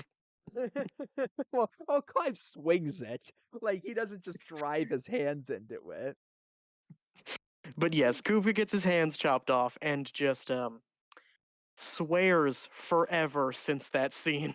Oh god, dude, I like Kuka, and nothing against his voice actor because his voice actor does do a really good job. But something about when Kupka is angry and yelling, it is hilarious to me the way he talks. Like just when he's yelling and angry, it's so funny to me. It's really, really funny. He's Like, so pissed that he is becoming incomprehensible. like genuinely, when you cut his hands off and he's slamming the ground in anger, which is just funny that he's just slamming the ground with stub arms, and he or just or later or later when he has prosthetic hands and he's like, "Fuck, why do they still hurt?" And I I'm was like, just about "Dude, to you got your hands chopped off like yesterday." yeah, like like I was gonna say when he's slamming the ground and Clive's about to finish him off as he takes the Titan power from him, he just yells to the sky, "Son of a hole!" and Son of a whore. I just burst out laughing when he did that, just because it's like, what the shit? There are some moments in this game that are very, very funny. Yeah, and like you mentioned, when he is when he's like back at his house with like metal hands that don't move, like Yeah, metal prosthetic hands. he's essentially just wearing giant metal gloves, basically. And like Mhm. he's literally just slamming the ground, shouting over and over, "Fuck, fuck, fuck." Fuck, fuck, fuck, fuck. That is one And of the most hilarious scenes. I really don't know if the devs intended it to be funny or not, but it's legit like burst out laughing funny to me. It's pretty good. It's pretty good. And then after we have the big epic battle with Kupka, we sort of went over it. The next major antagonist is Dion. Even if he's not a bad guy, you do have to fight him. Yeah, like the section with Bahamut after Kupka involves with Dion, where it's more like Dion's not the antagonist because he's going through his own journey there. It's more entangled with Clive's mom because Clive's mom, after the events of the beginning, she marries Dion's father, who is like the Holy Kingdom emperor or something like Yeah, the that. Holy Emperors. And they have another child together, Olivier. And like essentially it's implied that like Clive's mom is like kind of manipulating his Dion's father a little bit, like to have Olivier be the new The king new because Emperor. because Yeah. because for all intents and purposes, Clive's mom is the main villain of this segment, but she's also like very underdone. Like she, despite the despite what you would think from the demo, she has very little presence in this game. Yeah, she almost never appears, and then in 3 scenes where she shows up in, she's just part of the background looking sinister. Yeah. No, like I mentioned to you when we were talking about this game before off recording, she's more Dion's villain than she is Clive's. Which is so weird because she's Clive's mom. Exactly. It's so weird, like, how the demo sets her up as, like, this big time villain, but then, like, she just disappears for a long time, only really wants power, and then has a dynamic with Dion, where then she just after the segment where you fight Dion, she just dies after only having one scene with Clive and Joshua after the opening events from the before the main, like, time period in the past. Yeah, and Clive and Joshua don't even seem that broken up about the fact that their entire lives were ruined by their mom. They don't even have a major reaction to seeing her again. Well, Clive does. Clive absolutely does. Well, yeah, but I expected him to like run over and threaten to kill her, not just like be kind of angry. Well, I think a part of that was simply because there were more pressing matters in the middle of the situation. Yeah, that was kind of fair. But yeah, Yeah. then she just, after we defeat Bahamut, she just kind of goes crazy and stabs herself. And that's the end of that character. Yeah, like, she goes out and that's it. Like, not much really after that at all with her, which, again, is so weird to me because of how big of a thing it was that the demo, like and, like, I keep saying the demo, but, like, the first few hours of the game, like, she's the Mhm. one who kicks off the events of that, and it's not even really like, I don't even think she's aware of what Ultima is. No, which is so weird. And okay, I think now we have to talk about Ultima. Uh, if I you'll. think we could mention him together with Barnabas if you wanna talk about the Oh, 2 of them okay. together. Okay, well, yeah, she doesn't even know what Ultima is. All she seemingly wants is power, which is such a weirdly generic thing for her to want. And then when we see her again, Clive and Joshua don't get any kind of revenge or satisfaction out of it. She just kills herself. Yeah, that's really honest to God, I was legit expecting, like, oh, because it happens in, like, when you're in a crumbling castle because of the big icon fight afterwards. I was legit expecting a Looney Tunes rock fall and crush moment. She just gets crushed by a rock and it's just like, oh well. Well, shit. But yeah, she's as far as I, think, easily the most disappointing villain in the whole Yeah, game. yeah, and okay, there are two moments in the game where they have implied story beats about Clive's mom that I just don't think we ever properly follow up on, unless it was like followed up in some side quests. So Clive used to be a part of this organization in his home country called the Shields, and they were like the royal guard. Well, it turns out that Annabelle, Clive's mom, made an organization called the Black Shields, which are like the same thing but evil. And Clive gets very specifically pissed about that. And then Yeah. we fight them like twice, and then we don't see them again as part of the story ever. God, you're right. It's just so much about this lady. Just like A goes lot of this game, yeah. go ahead. What were you gonna say? I was gonna say, a lot of this game feels like it got cut. You're not wrong. Honestly, it really feels like parts of this game either got cut or went through a number of rewrites. Hmm. And And there's also a story beat where they mention that Clive's mom is ordering these black shields to just indiscriminately kill people with magic, and we never really find out why. no, yeah, you're right. It's just God. she's a bitch, so she has to do evil stuff, but we never given a reason for why she's doing this evil stuff. She is probably the most Game of Thrones villain in this whole game, I would say. Oh, absolutely. She's a duplicitous female character who is explicitly using her sex appeal to gain political power. That is a Game of Thrones character. Yes.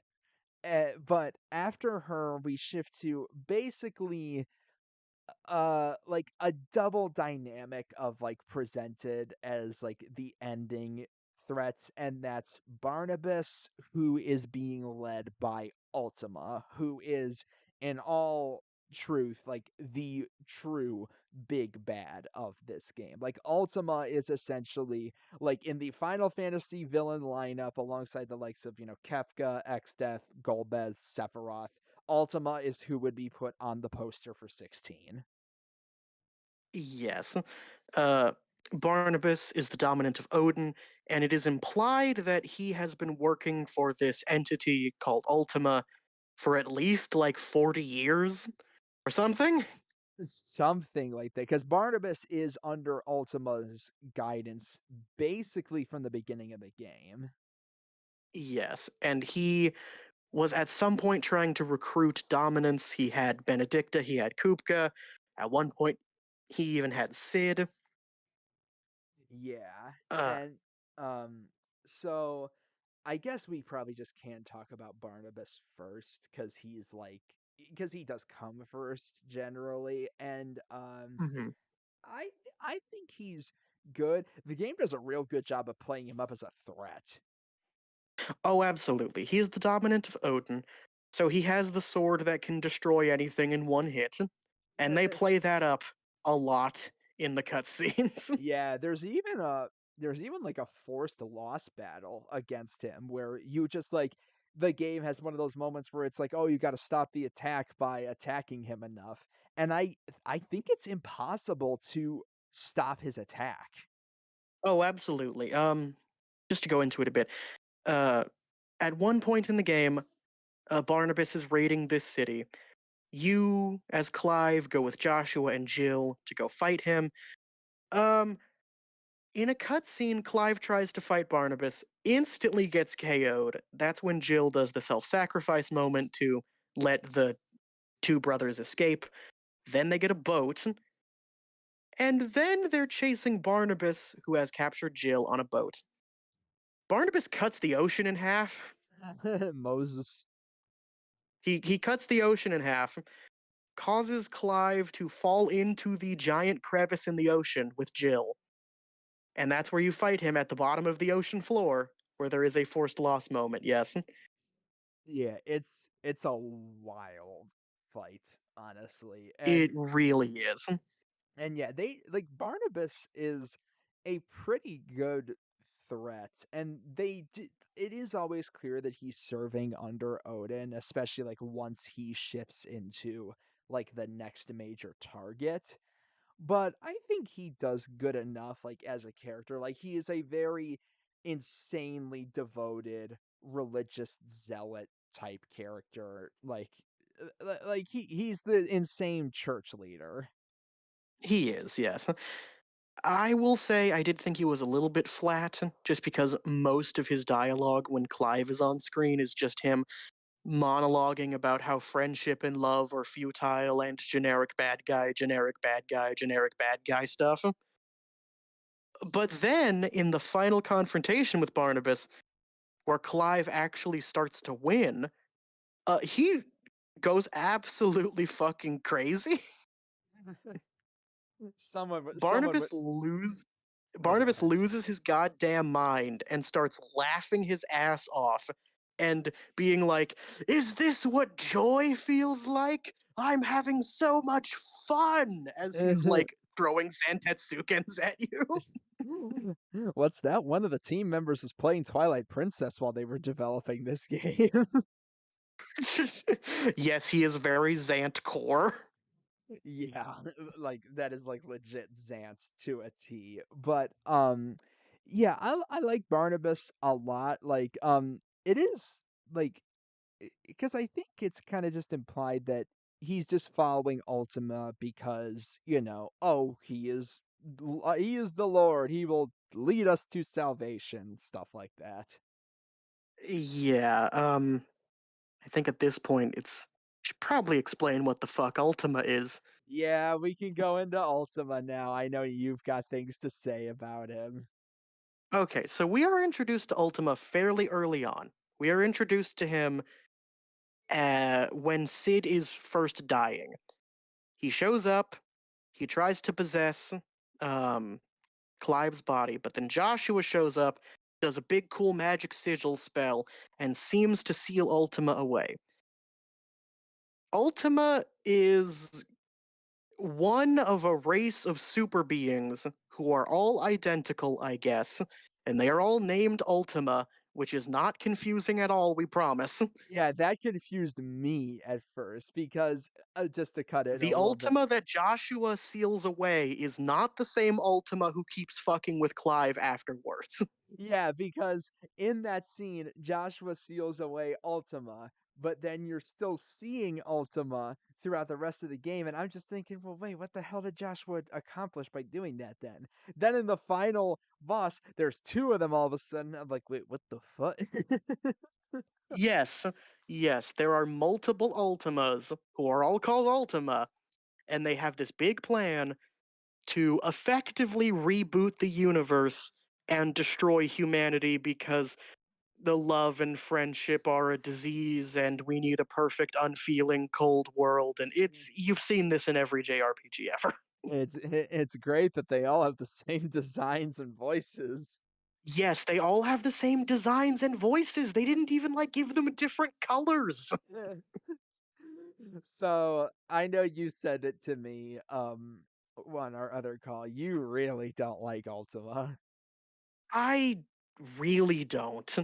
So Ultima is set up throughout the entire game as being like this big, unstoppable, immovable force.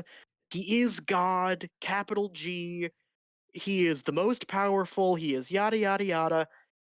But he just sucks so much. When we Um, actually get to fight him, he is so pathetic. Not that he's a bad boss fight, he's a fine boss fight, but his ideology is so dumb. He admits that he and the other members of the Ultima race are effectively what caused the Blight. But then he tries to blame humanity for the Blight and says that he needs to reboot the universe and erase humanity to get rid of the Blight, even though he's the one who caused it in the first place. yeah, he is like he is every RPG god you have ever seen. Like there is very little special about him. Like he has a good design and he has a good voice. I will give him that. But like his motives are and like personality is like very stereotypical benevolent anime god who just like Is wants. secretly evil. Yes, exactly, and, like, he I don't hate Ultima because like, he does his job fine enough for me as far as I'm concerned. Cause like, he doesn't do anything egregiously terrible, but he fills the role. He is the big bad, and he does it fine. I will say he does it fine in terms of gameplay. As a character, we've done this trope in the franchise before, and we've done it so much better. Yeah, JRPGs have done the evil god trope so much better than this, like, decades earlier. Like, Even other Final Fantasy games, like Death wasn't a complex or interesting character, but at least he was funny and had some really funny moments yeah, where honestly. it's like Bart's is like, "Oh, we need to stop you, Death, because you're evil," and he goes, "Oh, really? What is my plan?" And Bart's goes, I don't know, it's probably evil." And he goes, "So you think that I'm evil even though you don't even know what the fuck my plan is? You're Oh, idiots." Yeah, and, like, God, even, like, chaos in stuff like Dissidia feels a bit better Who than doesn't Ultima. talk? No, in Dissidia, he does. Oh, he does? Yeah. Yeah, he's I the did main not know that. yeah, he's the main villain of Dissidia. He's voiced by Keith David. Oh, I knew that he was the main villain. I thought he was just a big screaming monster in those games. No, no, no, he talks and, like, it's like I'm trying not to rag on Ultima too much because again, I don't think he's egregiously terrible. But it's really hard to view him overly positive when not only are there better villains in this game, but this franchise has also done many villains that are much better than him. Yeah, and it doesn't help that the way the game tells its story is deliberately confusing, specifically about Ultima. Yeah, it's like you said, there's multiple ones, but they all look and sound exactly the same. Like, you almost need the lore compendium for stuff with Ultima because there's a lot around him that they just don't explain. Like the Akashic infection, they like never explain what Akashic is. They just start talking about it like the player already knows what it is. Yeah, there are several moments in the game, and I guess this is a nitpick, but in terms of the storytelling, there are so many moments in the game where they will just introduce something that the characters should already know about, but none of the players do. And they just expect you to pause the game and read a few paragraphs in the lore compendium to figure it out. Yeah, which that like I I don't always hate when games do that because Nier's done that a few times, and I love Nier, but it felt annoying in this game whenever shit like that happened. Oh, absolutely. And And most of the things about Ultima are hidden in those lore compendiums. yeah, and I guess with Ultima, like, we can go into, like, the ending of the game because the ending has also been pretty controversial for people. Because it's like Ultima creates, like, this massive structure called Origin, which I swear to God looks like the logo from Final Fantasy IX, like that yellow crystal in the FF9 logo. Hey Uh, Ryan, I have a secret. Crystals are kind of an aesthetic in this franchise. yeah, no shit. Um, but yeah, so Clive, um, Clive, Joshua, and Dion all go up to face him. Not Jill for some reason, even though Shiva can Y- fly. yeah, Shiva can fly, and this is another moment where I'm like, Jill, you could come and help, and then she just doesn't. Yeah, it's only the three of them who go to the final boss. Like no big party raid, just the three of them. You have technically an icon fight, even though it's basically all just quick time events against Ultima. It is entirely quick time events, yes. Ultima turns into a giant dark evil version of Ifrit, and then Ifrit, Phoenix, and Bahamut have a big quick time event battle against Ifrit Ultima.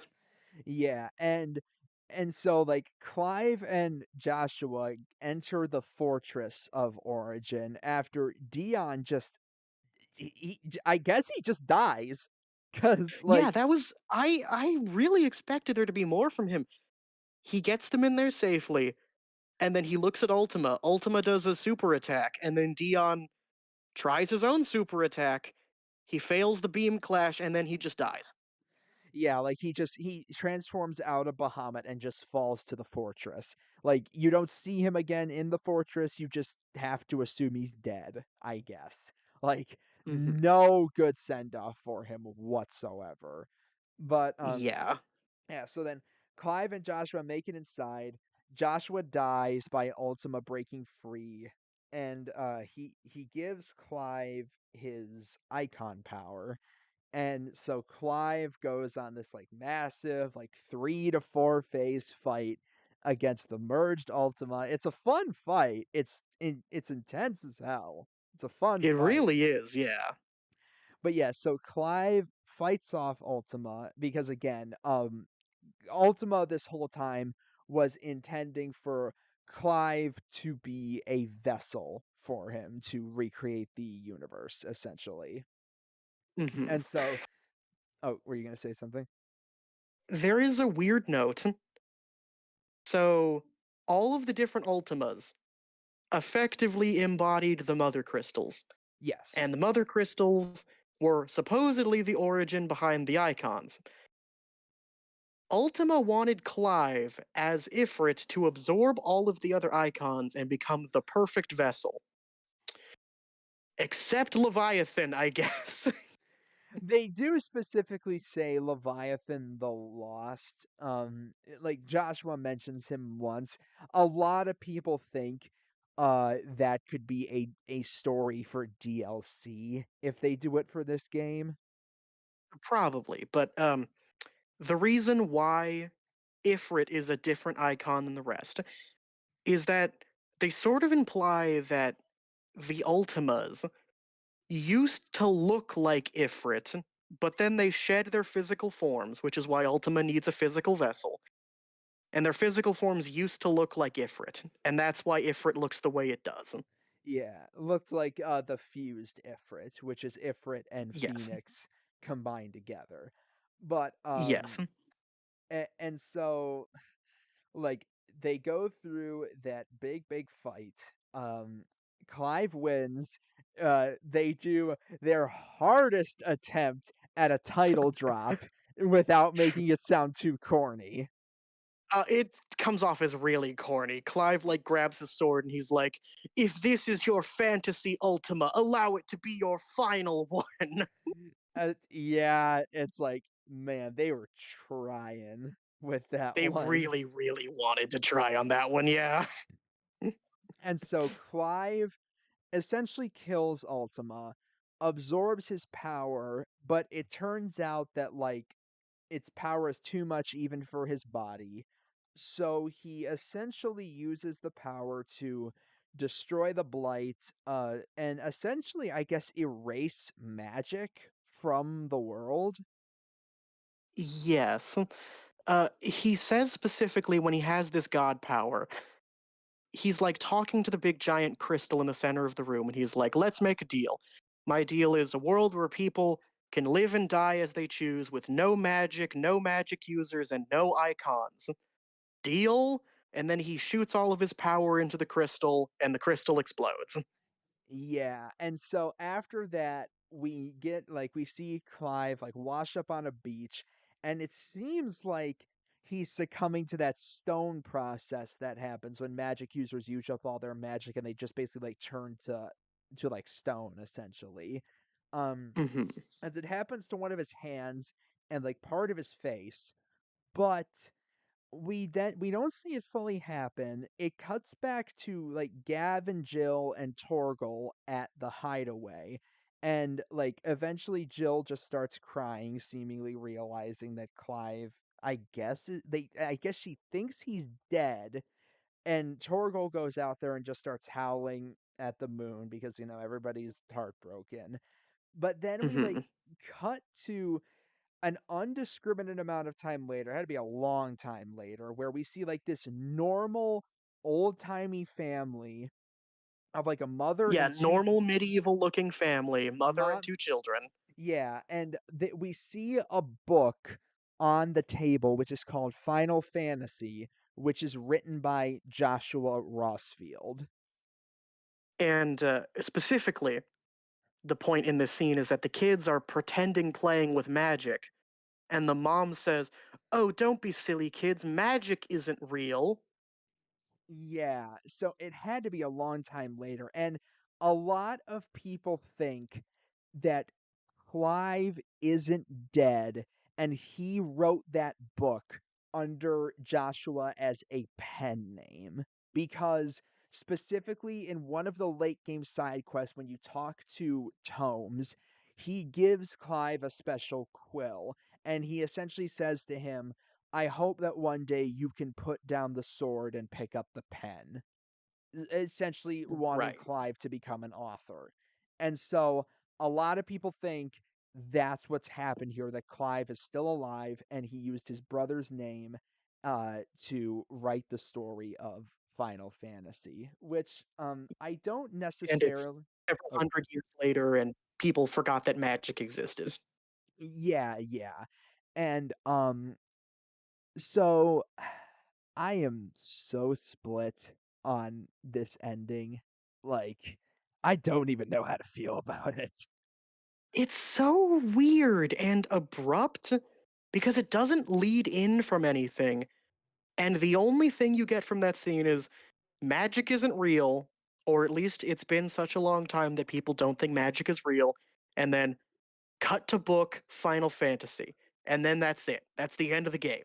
Yeah, like there is no closure for these characters, like at all in their relationships.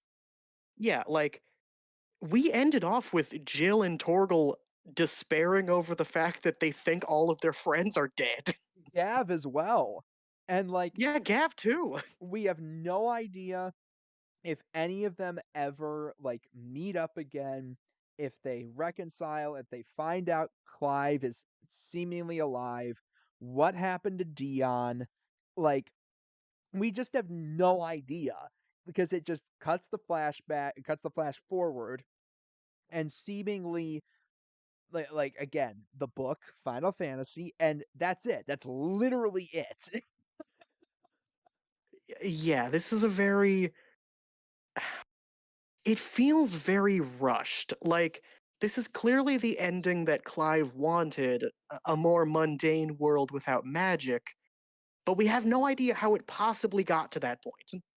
My pro I really don't like how this ending just stops. Like it's like Seven's ending with how it's just, Hmm. hey, we solved the problem, credits.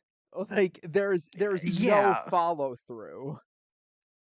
Yeah, like even the earliest Final Fantasy games weren't like that. I recently replayed through like 2 and 4, and I mean 2 sucks, but at least you finish the game and then there is an end credit scene with characters who talk about how things have changed now.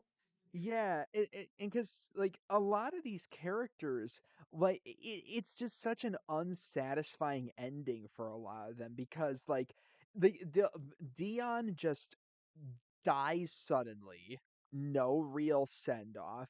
The last we Mhm. see of Gav, Jill, and Torgal is them depressed, thinking all their friends are dead, and Mhm. like Clive, we have to assume is alive, I guess.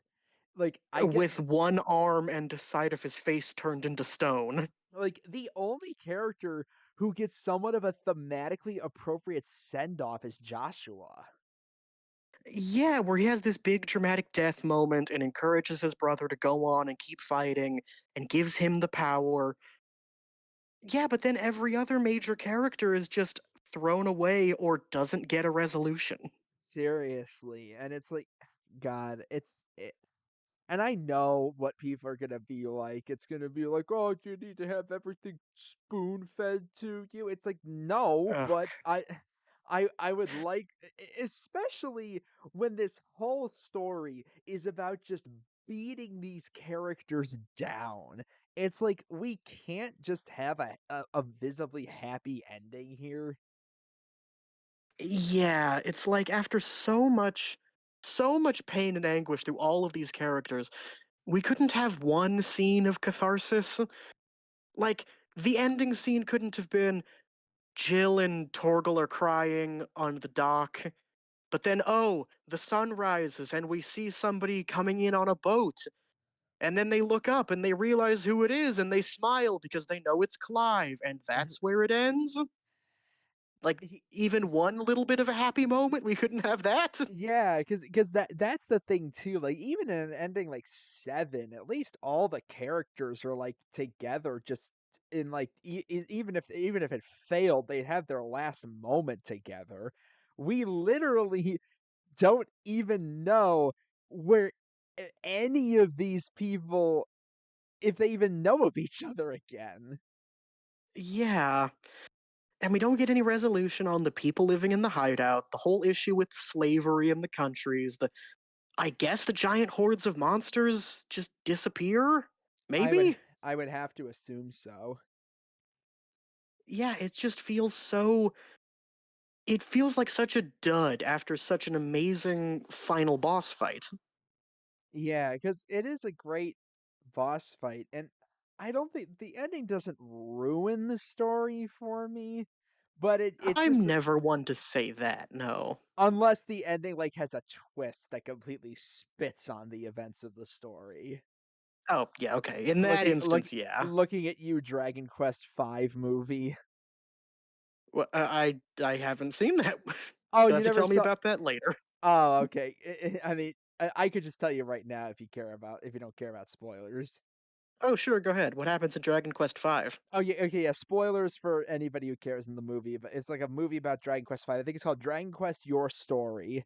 It's like a movie based on Dragon Quest V, and it seemingly goes through like a whole fantasy events and all that, but then at the very end, it's revealed to all be a virtual simulation. What?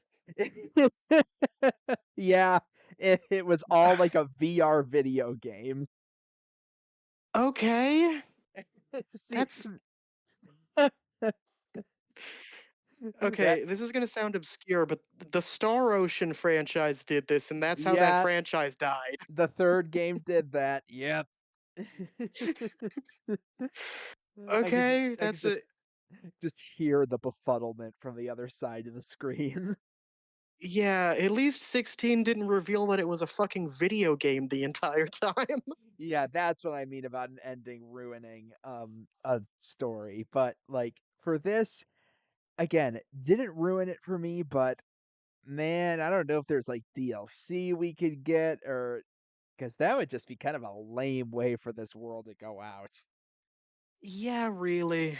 I mean, it's always possible this could be one of those games that gets a bunch of revisits, like how all the tactics games and 12 take place in the same world, technically. That is true. But I So guess it's possible we could revisit this in the future. yeah, I guess overall, like, my whole opinion on the characters and the story is that, there's a lot of ups and there's a lot of downs. That basically summarizes this game. Um, the dedicated missions with the dedicated boss battles are amazing. And then you have to do your mandatory side quest time. You have to eat your side quests. If you want to Yeah, get to dessert, you have to eat your ye vegetables. yep, yep, I was gonna save that comparison, you taking my comparison, damn it.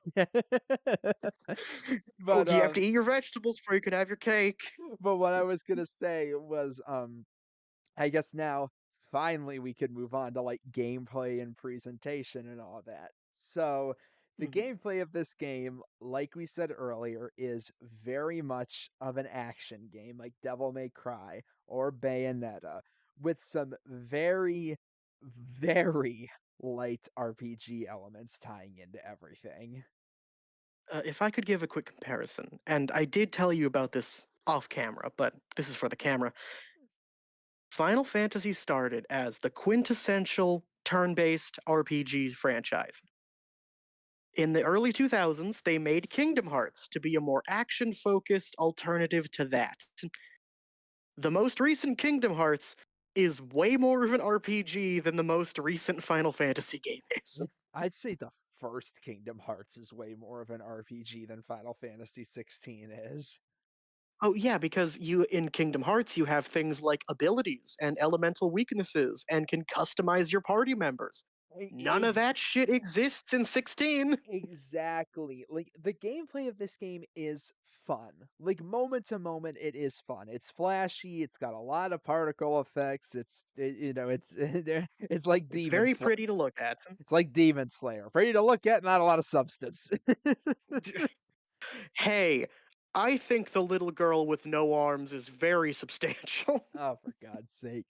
But yeah, it's like it can be fun, but the thing is, the game is not very difficult. I did not die once in my playthrough.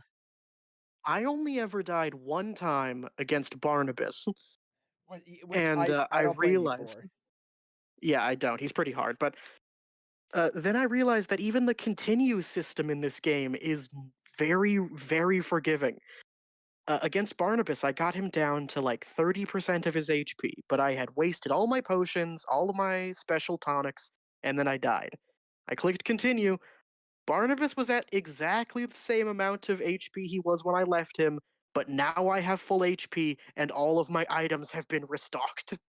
Yeah, and it's just like there's the easiness of it, and like the mechanics of this game are so bare bones with how it operates. Like this is a game that does not care about you finding a way to build a big strategy, like work in weaknesses and resistances or use certain weapons or formulate certain strategies ahead of time. It is all about how well can you dodge, counter, and chain combo attacks together. Yeah, the only thing that matters is the stagger gauge. And even then, 7 Remake had the stagger gauge, but still had things like elemental weaknesses and specific enemy resistances. Dude, This doesn't have that. the lack of elemental weaknesses is shocking to me because like the game every time you get a new icon you get a pop-up that tells you about things that it can do and it says it changes your magic but every time it says that it says your magic changes with the icon but that means nothing because there's no elemental weaknesses. Clive might as well be shooting Dragon Ball Z Key Blast the entire game. There is literally a boss fight who is called Living Flame. You shoot your fire attack at it, it does exactly the same amount of damage as the lightning attack and the wind attack. You can shoot bombs with fire magic and it doesn't do anything? Nope. Yeah, it's like I really do not get why like there's no elemental weaknesses in this game. And I saw people saying like, "Oh, you think you want elemental weaknesses, but it would be like super annoying." And I'm like, 7 Remake had elemental weaknesses. Yeah, it did. It really did. And it even had the same thing with enemies. Where it's like Kingdom some enemies are flying, and Kingdom Cloud sucks at hitting things in the air, so you switch to Barret. Kingdom Hearts had elemental weaknesses. It's like, what? Yeah, exactly. And both of those games let you customize your party members. Yeah, it's like the game was so worried about being simple enough for newcomers and not going too nuts with the RPG mechanics that it boiled it down to be way too simple cuz like you don't get any like changes from weapons or armor other than a number going up. No, the only things that change anything are your accessories. And the accessories range from increase a stat by a certain amount or reduce an ability cooldown. That's the only thing accessories do.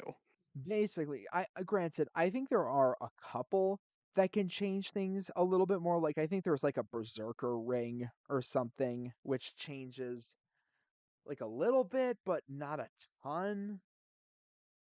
Yeah, there is so little character customization in this game outside of your super attacks. Mm-hmm. Yeah, it really is just like changing your icons and what special moves you get with said icons. And that's it. And each Yeah. icon has their own special ability, but even then, that's only exclusive if you're using that icon. Yeah. Like Like, which ones did Shiva gives you a cool dash, but that's at the very end of the game and only works if you use Shiva. yeah, like which ones did you use a lot? My loadout throughout the game, I tested a lot of them, but I landed on Phoenix. Never took Phoenix off whatsoever. Same here. I kept Phoenix, Garuda, and Odin. I mean, not Odin, Ramu. Because Ramu's attacks did the most amount of damage I see. Garuda increased the stagger meter a lot, and Phoenix was just all around really good. And I stuck with those three for most of the game. Yeah, I never took off Phoenix. Used a lot of Ramu. Um fiddled around with Bahamut a little bit, which and I thought he was pretty good, but by the end, I basically just had Phoenix and, Odin and Ramu, and took one ability each from Titan and Bahamut and gave them to Odin and Ramu. Because if you level up abilities enough, you can Yeah, take you can s if you master an ability, you can give it to any icon power set. yeah, you can take certain special attacks and give them to the icon, to other icons. Mhm.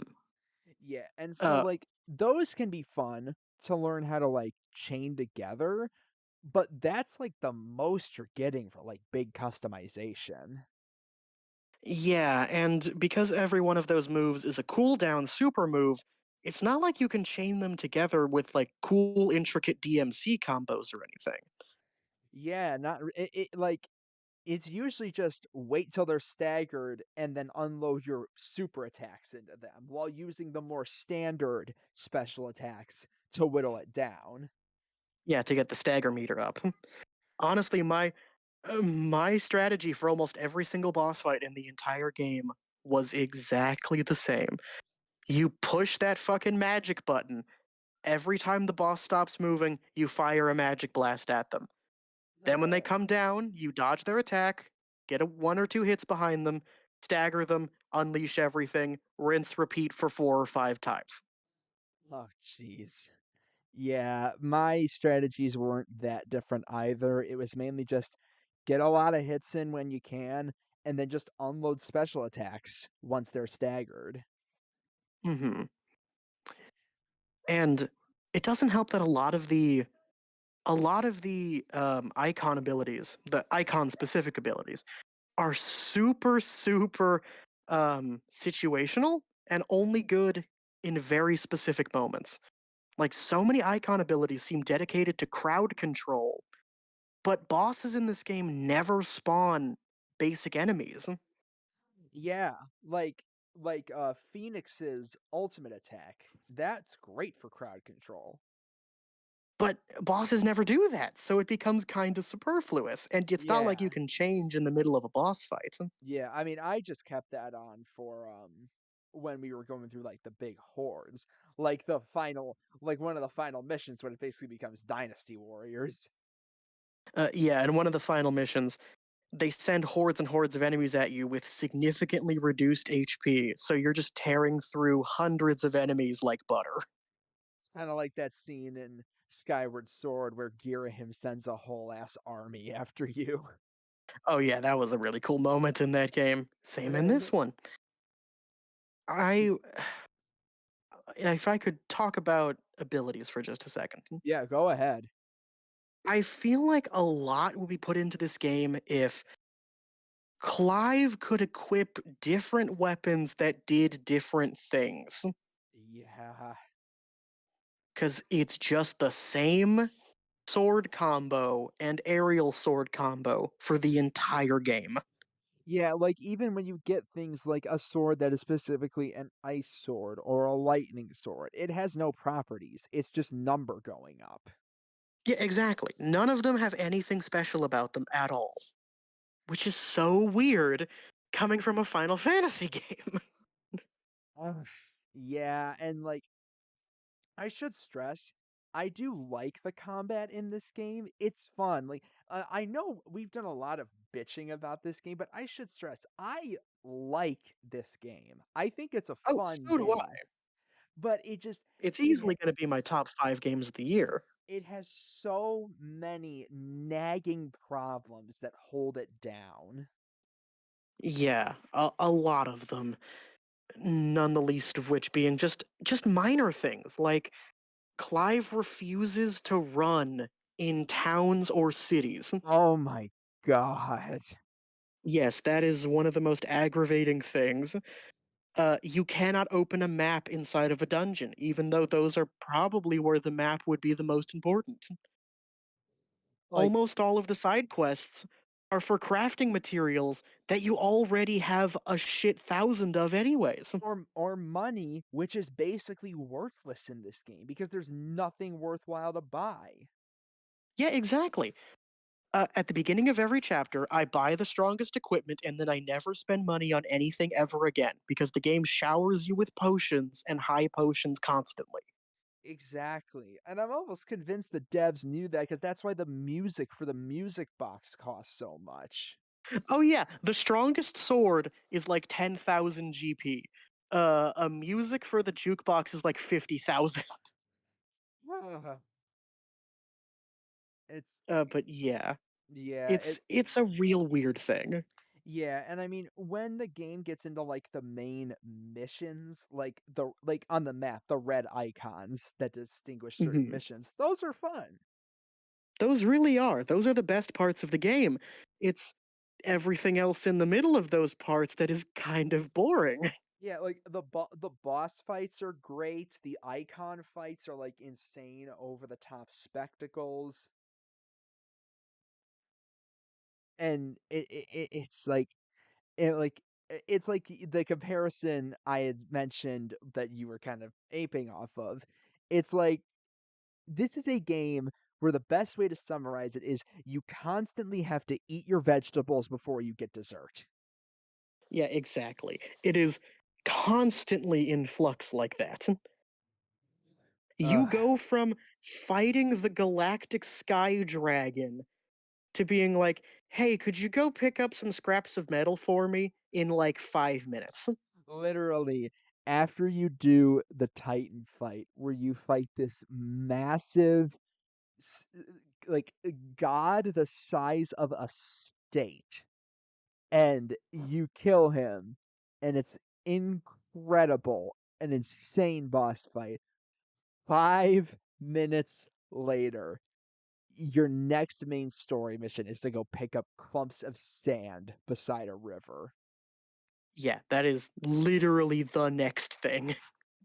This game's pacing is really, really borked. The pacing is bad in this game. It's really bad. Yes, and like you said, it's not to disparage the game as a product, it's just that this could have been done so much better and the game would have been way better for it.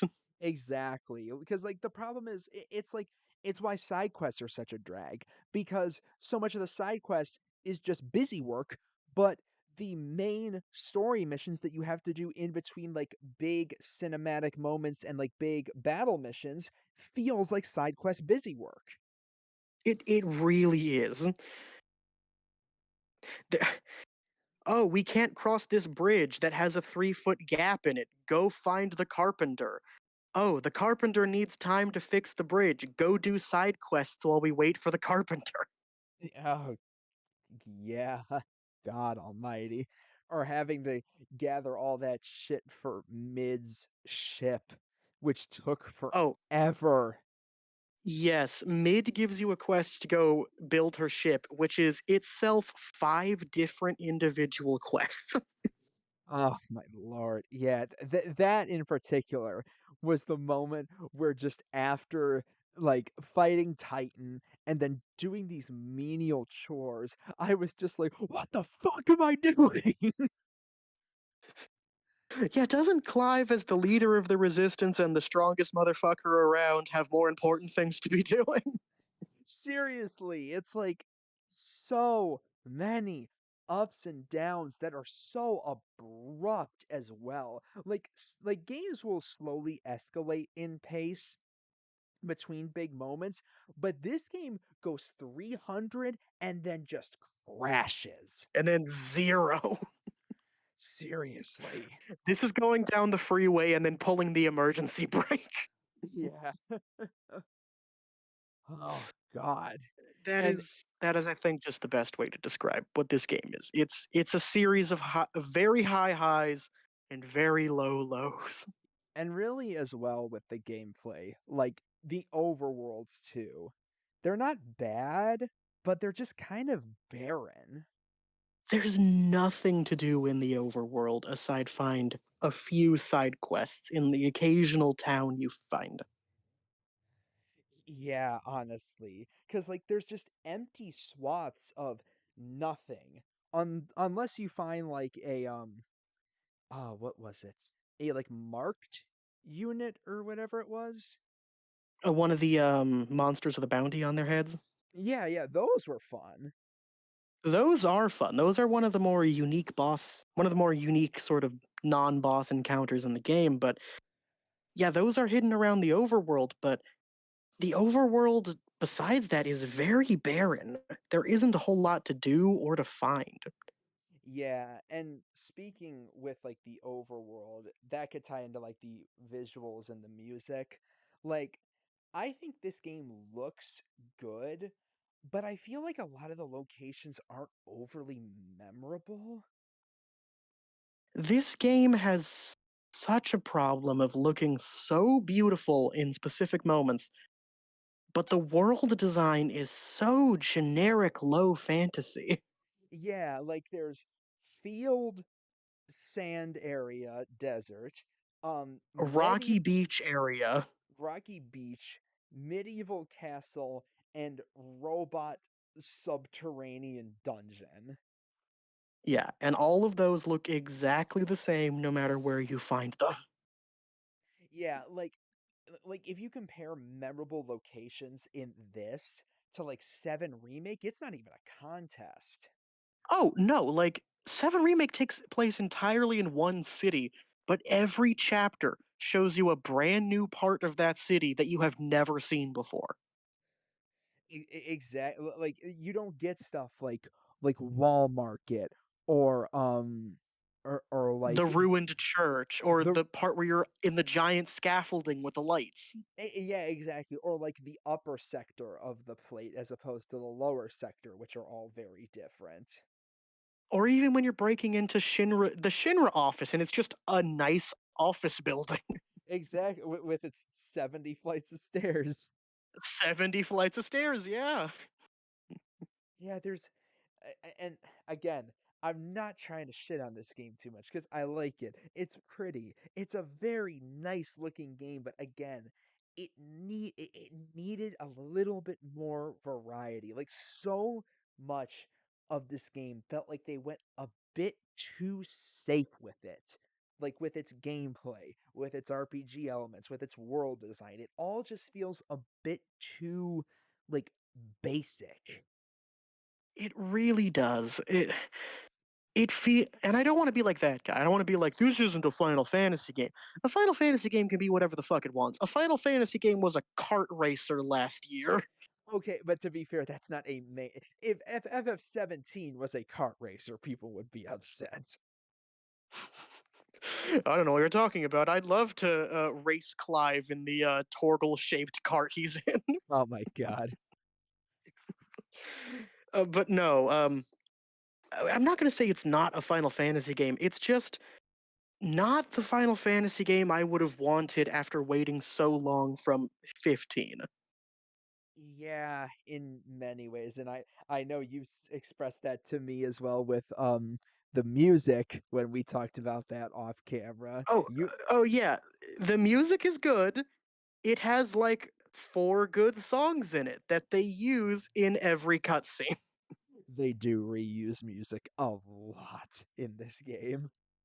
Every boss battle except the final boss battle plays the same music track. It's really good music. Like I love the second hideout theme. Oh yeah, a lot of the sort of like medley, sort of low energy, sort of more chill, laid back themes are really good. It's just that a lot of this music feels like triple A Western game music, if that makes Yes. sense. No, no, no, I get what you mean, where it's more just it's ambience, it's movie music, like, it's grand choir for the intense moments, it's soft melodies for the like, it's music that sounds good, but it doesn't stick with you. Yeah. It's like how in movies, you never want there to be a perfectly silent scene. So there's always at least some kind of music, but it's so low energy and there's no melody to it a lot of the times. It's just Yeah. in the background filling space. There are good ones, like, I love the Phoenix versus Ifrit theme. Oh yeah, yeah, you're right. There are a lot of really cool battle themes in this game, but like I said, the same dramatic music playing in every single cutscene Oh kind of god. gets a little bit old after a while. Yeah, like, especially the boss fight music. Like, the boss fight music sounds great when you first hear it, but they use it so much, it's like, law of diminishing returns here, guys. Yeah. And when they bring back the very, very first original Final Fantasy music and like the big triumphant moment, I really liked that. And then they proceeded to use that track like four more times. Yeah, like it's a much slower, like softer rendition of the theme this Hmm. time around. Like it's not big and bombastic. They use it a lot towards the end of the game generally. And there are some Yeah. good like big and bombastic themes. Like I really like the vocal ending theme, the one they play when the credits first start rolling. Oh, yeah, that's pretty good. One of my favorite themes is like when you're fighting Kupka and he turns into the giant titan and it starts playing like weird dubstep music. That was so weird. It's like the most unique the music ever gets. It felt so out of place in a good and weird way. Yeah, but it was the most memorable the music ever was in the game because it was so different. Yeah, I can't disagree with you there. Uh, if we have a Game of the Year soundtrack thing, I really hope this doesn't win in the same year that stuff like Hi Fi Rush came out. And Bomb Rush Cyberpunk. Yes, both games with amazing music and amazing music variety. Oh god, I don't know. I have a feeling this is probably gonna win best music if I had to guess. No, it's gonna be even better. Spider Man 2 is gonna win Best Music. No, no, no, you're all wrong. It's gonna go to Hogwarts Legacy. Dude, I played that game. That game's music sucks. Oh, damn. Mini review of Hogwarts Legacy. It's pretty good, but it takes too long and the music sucks. Oh god. But yeah, Anyways, I guess that covers the majority of stuff about this game we would want to talk about. And like again, I'm sure there's probably a lot of people listening to this who aren't happy because we've been kind of mean to this game, but it I like this game. It is good, but I like it too. It is definitely a good game. It is definitely is made well. there's just a lot of things that really hold it back from being like true great. Like to me, FF7 Remake is the infinitely superior game to this one. Oh, absolutely. Even even looking back on it now, and I haven't played 7 Remake in like over a year, I would go and replay that game in a heartbeat. I don't think I'm going to replay 16 anytime soon. Yeah, same here, honestly. 'Cause, and again, I I wouldn't mind if they took another shot at this formula for 17 and like ironed out all the cracks, because that could be something truly spectacular. Because there is a good foundation here. And this game is fun. When it hits its highs, it's incredibly fun. It just like Oh, yeah, it has amazing hype moments that get you super pumped up, but also moments that just crash. absolutely. Definitely. You alright? I'm okay, yeah. I'm just thinking back on all the moments in this game where I was just out of my seat in excitement, and then all of the moments where I'm like just clicking through the A button because I'm reading a bunch of dialogue in these side quests. Oh, yeah. Dude, I have never felt a game where I felt it's so overly verbose that it drags scenes out by how much text there is. Oh, absolutely. They go real hard on the antiquated, old-timey, fancy dialogue. Oh, God. Eh, It's like it sucks because there are so many good things about this. Like when the gameplay clicks, it's great. The boss fights are great. The main missions are great. The game looks good and it has solid music and it's got some real good characters and good voice acting. But it's like, ooh, this probably could have used another good look through to improve mechanics, uh, tinker out some flaws, and restructure some things to make this truly great. It's a weird comparison, but I'm kind of reminded of Pokemon Scarlet and Violet in a weird opposite direction. Where with Scarlet and Violet, I think that it had all the content, it had what it needed to be great. It just needed more time to not release actively on fire. Oh, God, yeah. But with 16, I feel like there are like no major bugs, no glitches. It just desperately needed more meat on these bones. Yes, exactly. Like we said, it goes too simple and too basic. For whatever reason, if they were worried about it being too complicated for action newcomers or Final Fantasy newcomers, they just boiled things down too much. Yeah. Like, And it's ultimate missing a lot of what a longtime fan like me or you would probably want. Yes. Like, ultimately, if I gave this game a score, I'd probably give it, like, an 8 because I do still think it's fun, and it is really good, and, like, a 7.5 might be a little too harsh for the amount of great that the game gave me, but it's it's just really, really hard to rank this, like, say, "This is one of the best Final Fantasies ever." Like, it's good. No, No. no, no, no. I have like three more that I would replay immediately instead of this one. Yeah, like, I can almost immediately say 6 is better, 7 is better, 9 is better, at minimum. Oh, absolutely. I would go play 7 Remake again instantly. I would probably also give it an 8 out of 10, probably for the same reasons, because out of all the things I've played this year, it's the most it's the most where I've played it and felt you could have been so much better. Yeah. It's like, what is there is good, but this was almost hyped up to be as good as something like Tears of the Kingdom. So the fact it is not like the best Final Fantasy ever, like it almost under-delivered while also still being good. And it also doesn't help that 7 Remake Part 2 is coming out in like 5 months, maybe, And looks fantastic. and looks fantastic. And already from the trailers has a better battle system. Yeah, unfortunately. But I guess that's just the way of things, isn't it? Yeah, I mean, I guess that yeah, so I guess that'll be it for the review from us, guy. We've been going for a long time. Yeah, we have been going for a I pretty long time, haven't I we? I feel my voice going, man.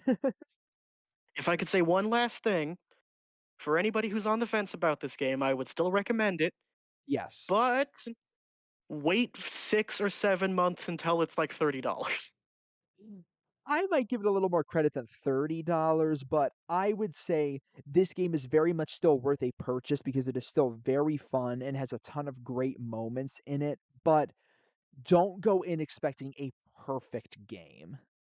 No, just be wary of those moments and just look forward to the high moments that come after the slow moments.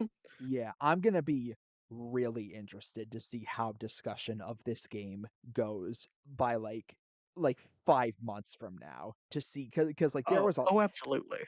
there was a lot of like big initial hype of like, oh yeah, this game's amazing. It's like the best game of the year. But I'm gonna be real curious to see if those opinions stay that way after the initial hype dies down. Yeah, and then there's the matter of the weird thing with the sales where it's like, "Oh, it's underperforming." But the company says it's performing just fine, but the company says it could have been performing better. Oh God, don't even get It's me like, so started. it's also okay in sales, I guess. Yeah. Like, ultimately, this is still a good game, a very good one, that has a good foundation, that has a lot of high points, but has definite room for improvement. Oh, absolutely, yeah. And I think that's the best way we can sum up the game generally. But yeah, thank you so much for coming on this with me, man. I always love having guests on for podcast reviews, and I Oh, appreciate of you. course. Thanks for Like you, having me. yeah, I mean, you blew through this game so quick. I was like, oh man, I gotta bring you on for this. Sorry. Yeah, I did kind of blow through the game in 1 week. It amazed me how quick you got through this because it took me like a month. Well, I'm also ordered on bed rest, so that kinda helped. Yeah. But yeah, man, thanks again. I'll be sure to go follow Nick on. I'm still calling it Twitter. I am not calling it. I am not calling it X. Go follow Nick on Twitter. He does good art. Don't even dare. But yes, thank Yeah. you very much for having me on, and I hope to have another thing to talk about later in the future. Oh yeah, absolutely, man. I'm definitely gonna bring you on for one of these again at some point. Whenever we figure out what the game is, maybe Sonic Superstars or something. I don't Maybe know. Maybe 7 Remake Part 2. Oh boy. But yeah, whenever I do my next podcast review, whether it's by myself, with Nick, or with someone else, thank you all so much for watching. If you're still here after 2+ hours, I really appreciate it. And whenever my next video comes out, hope to see you there. Thanks again, everybody. Have a good night. Have a good one. Bye-bye.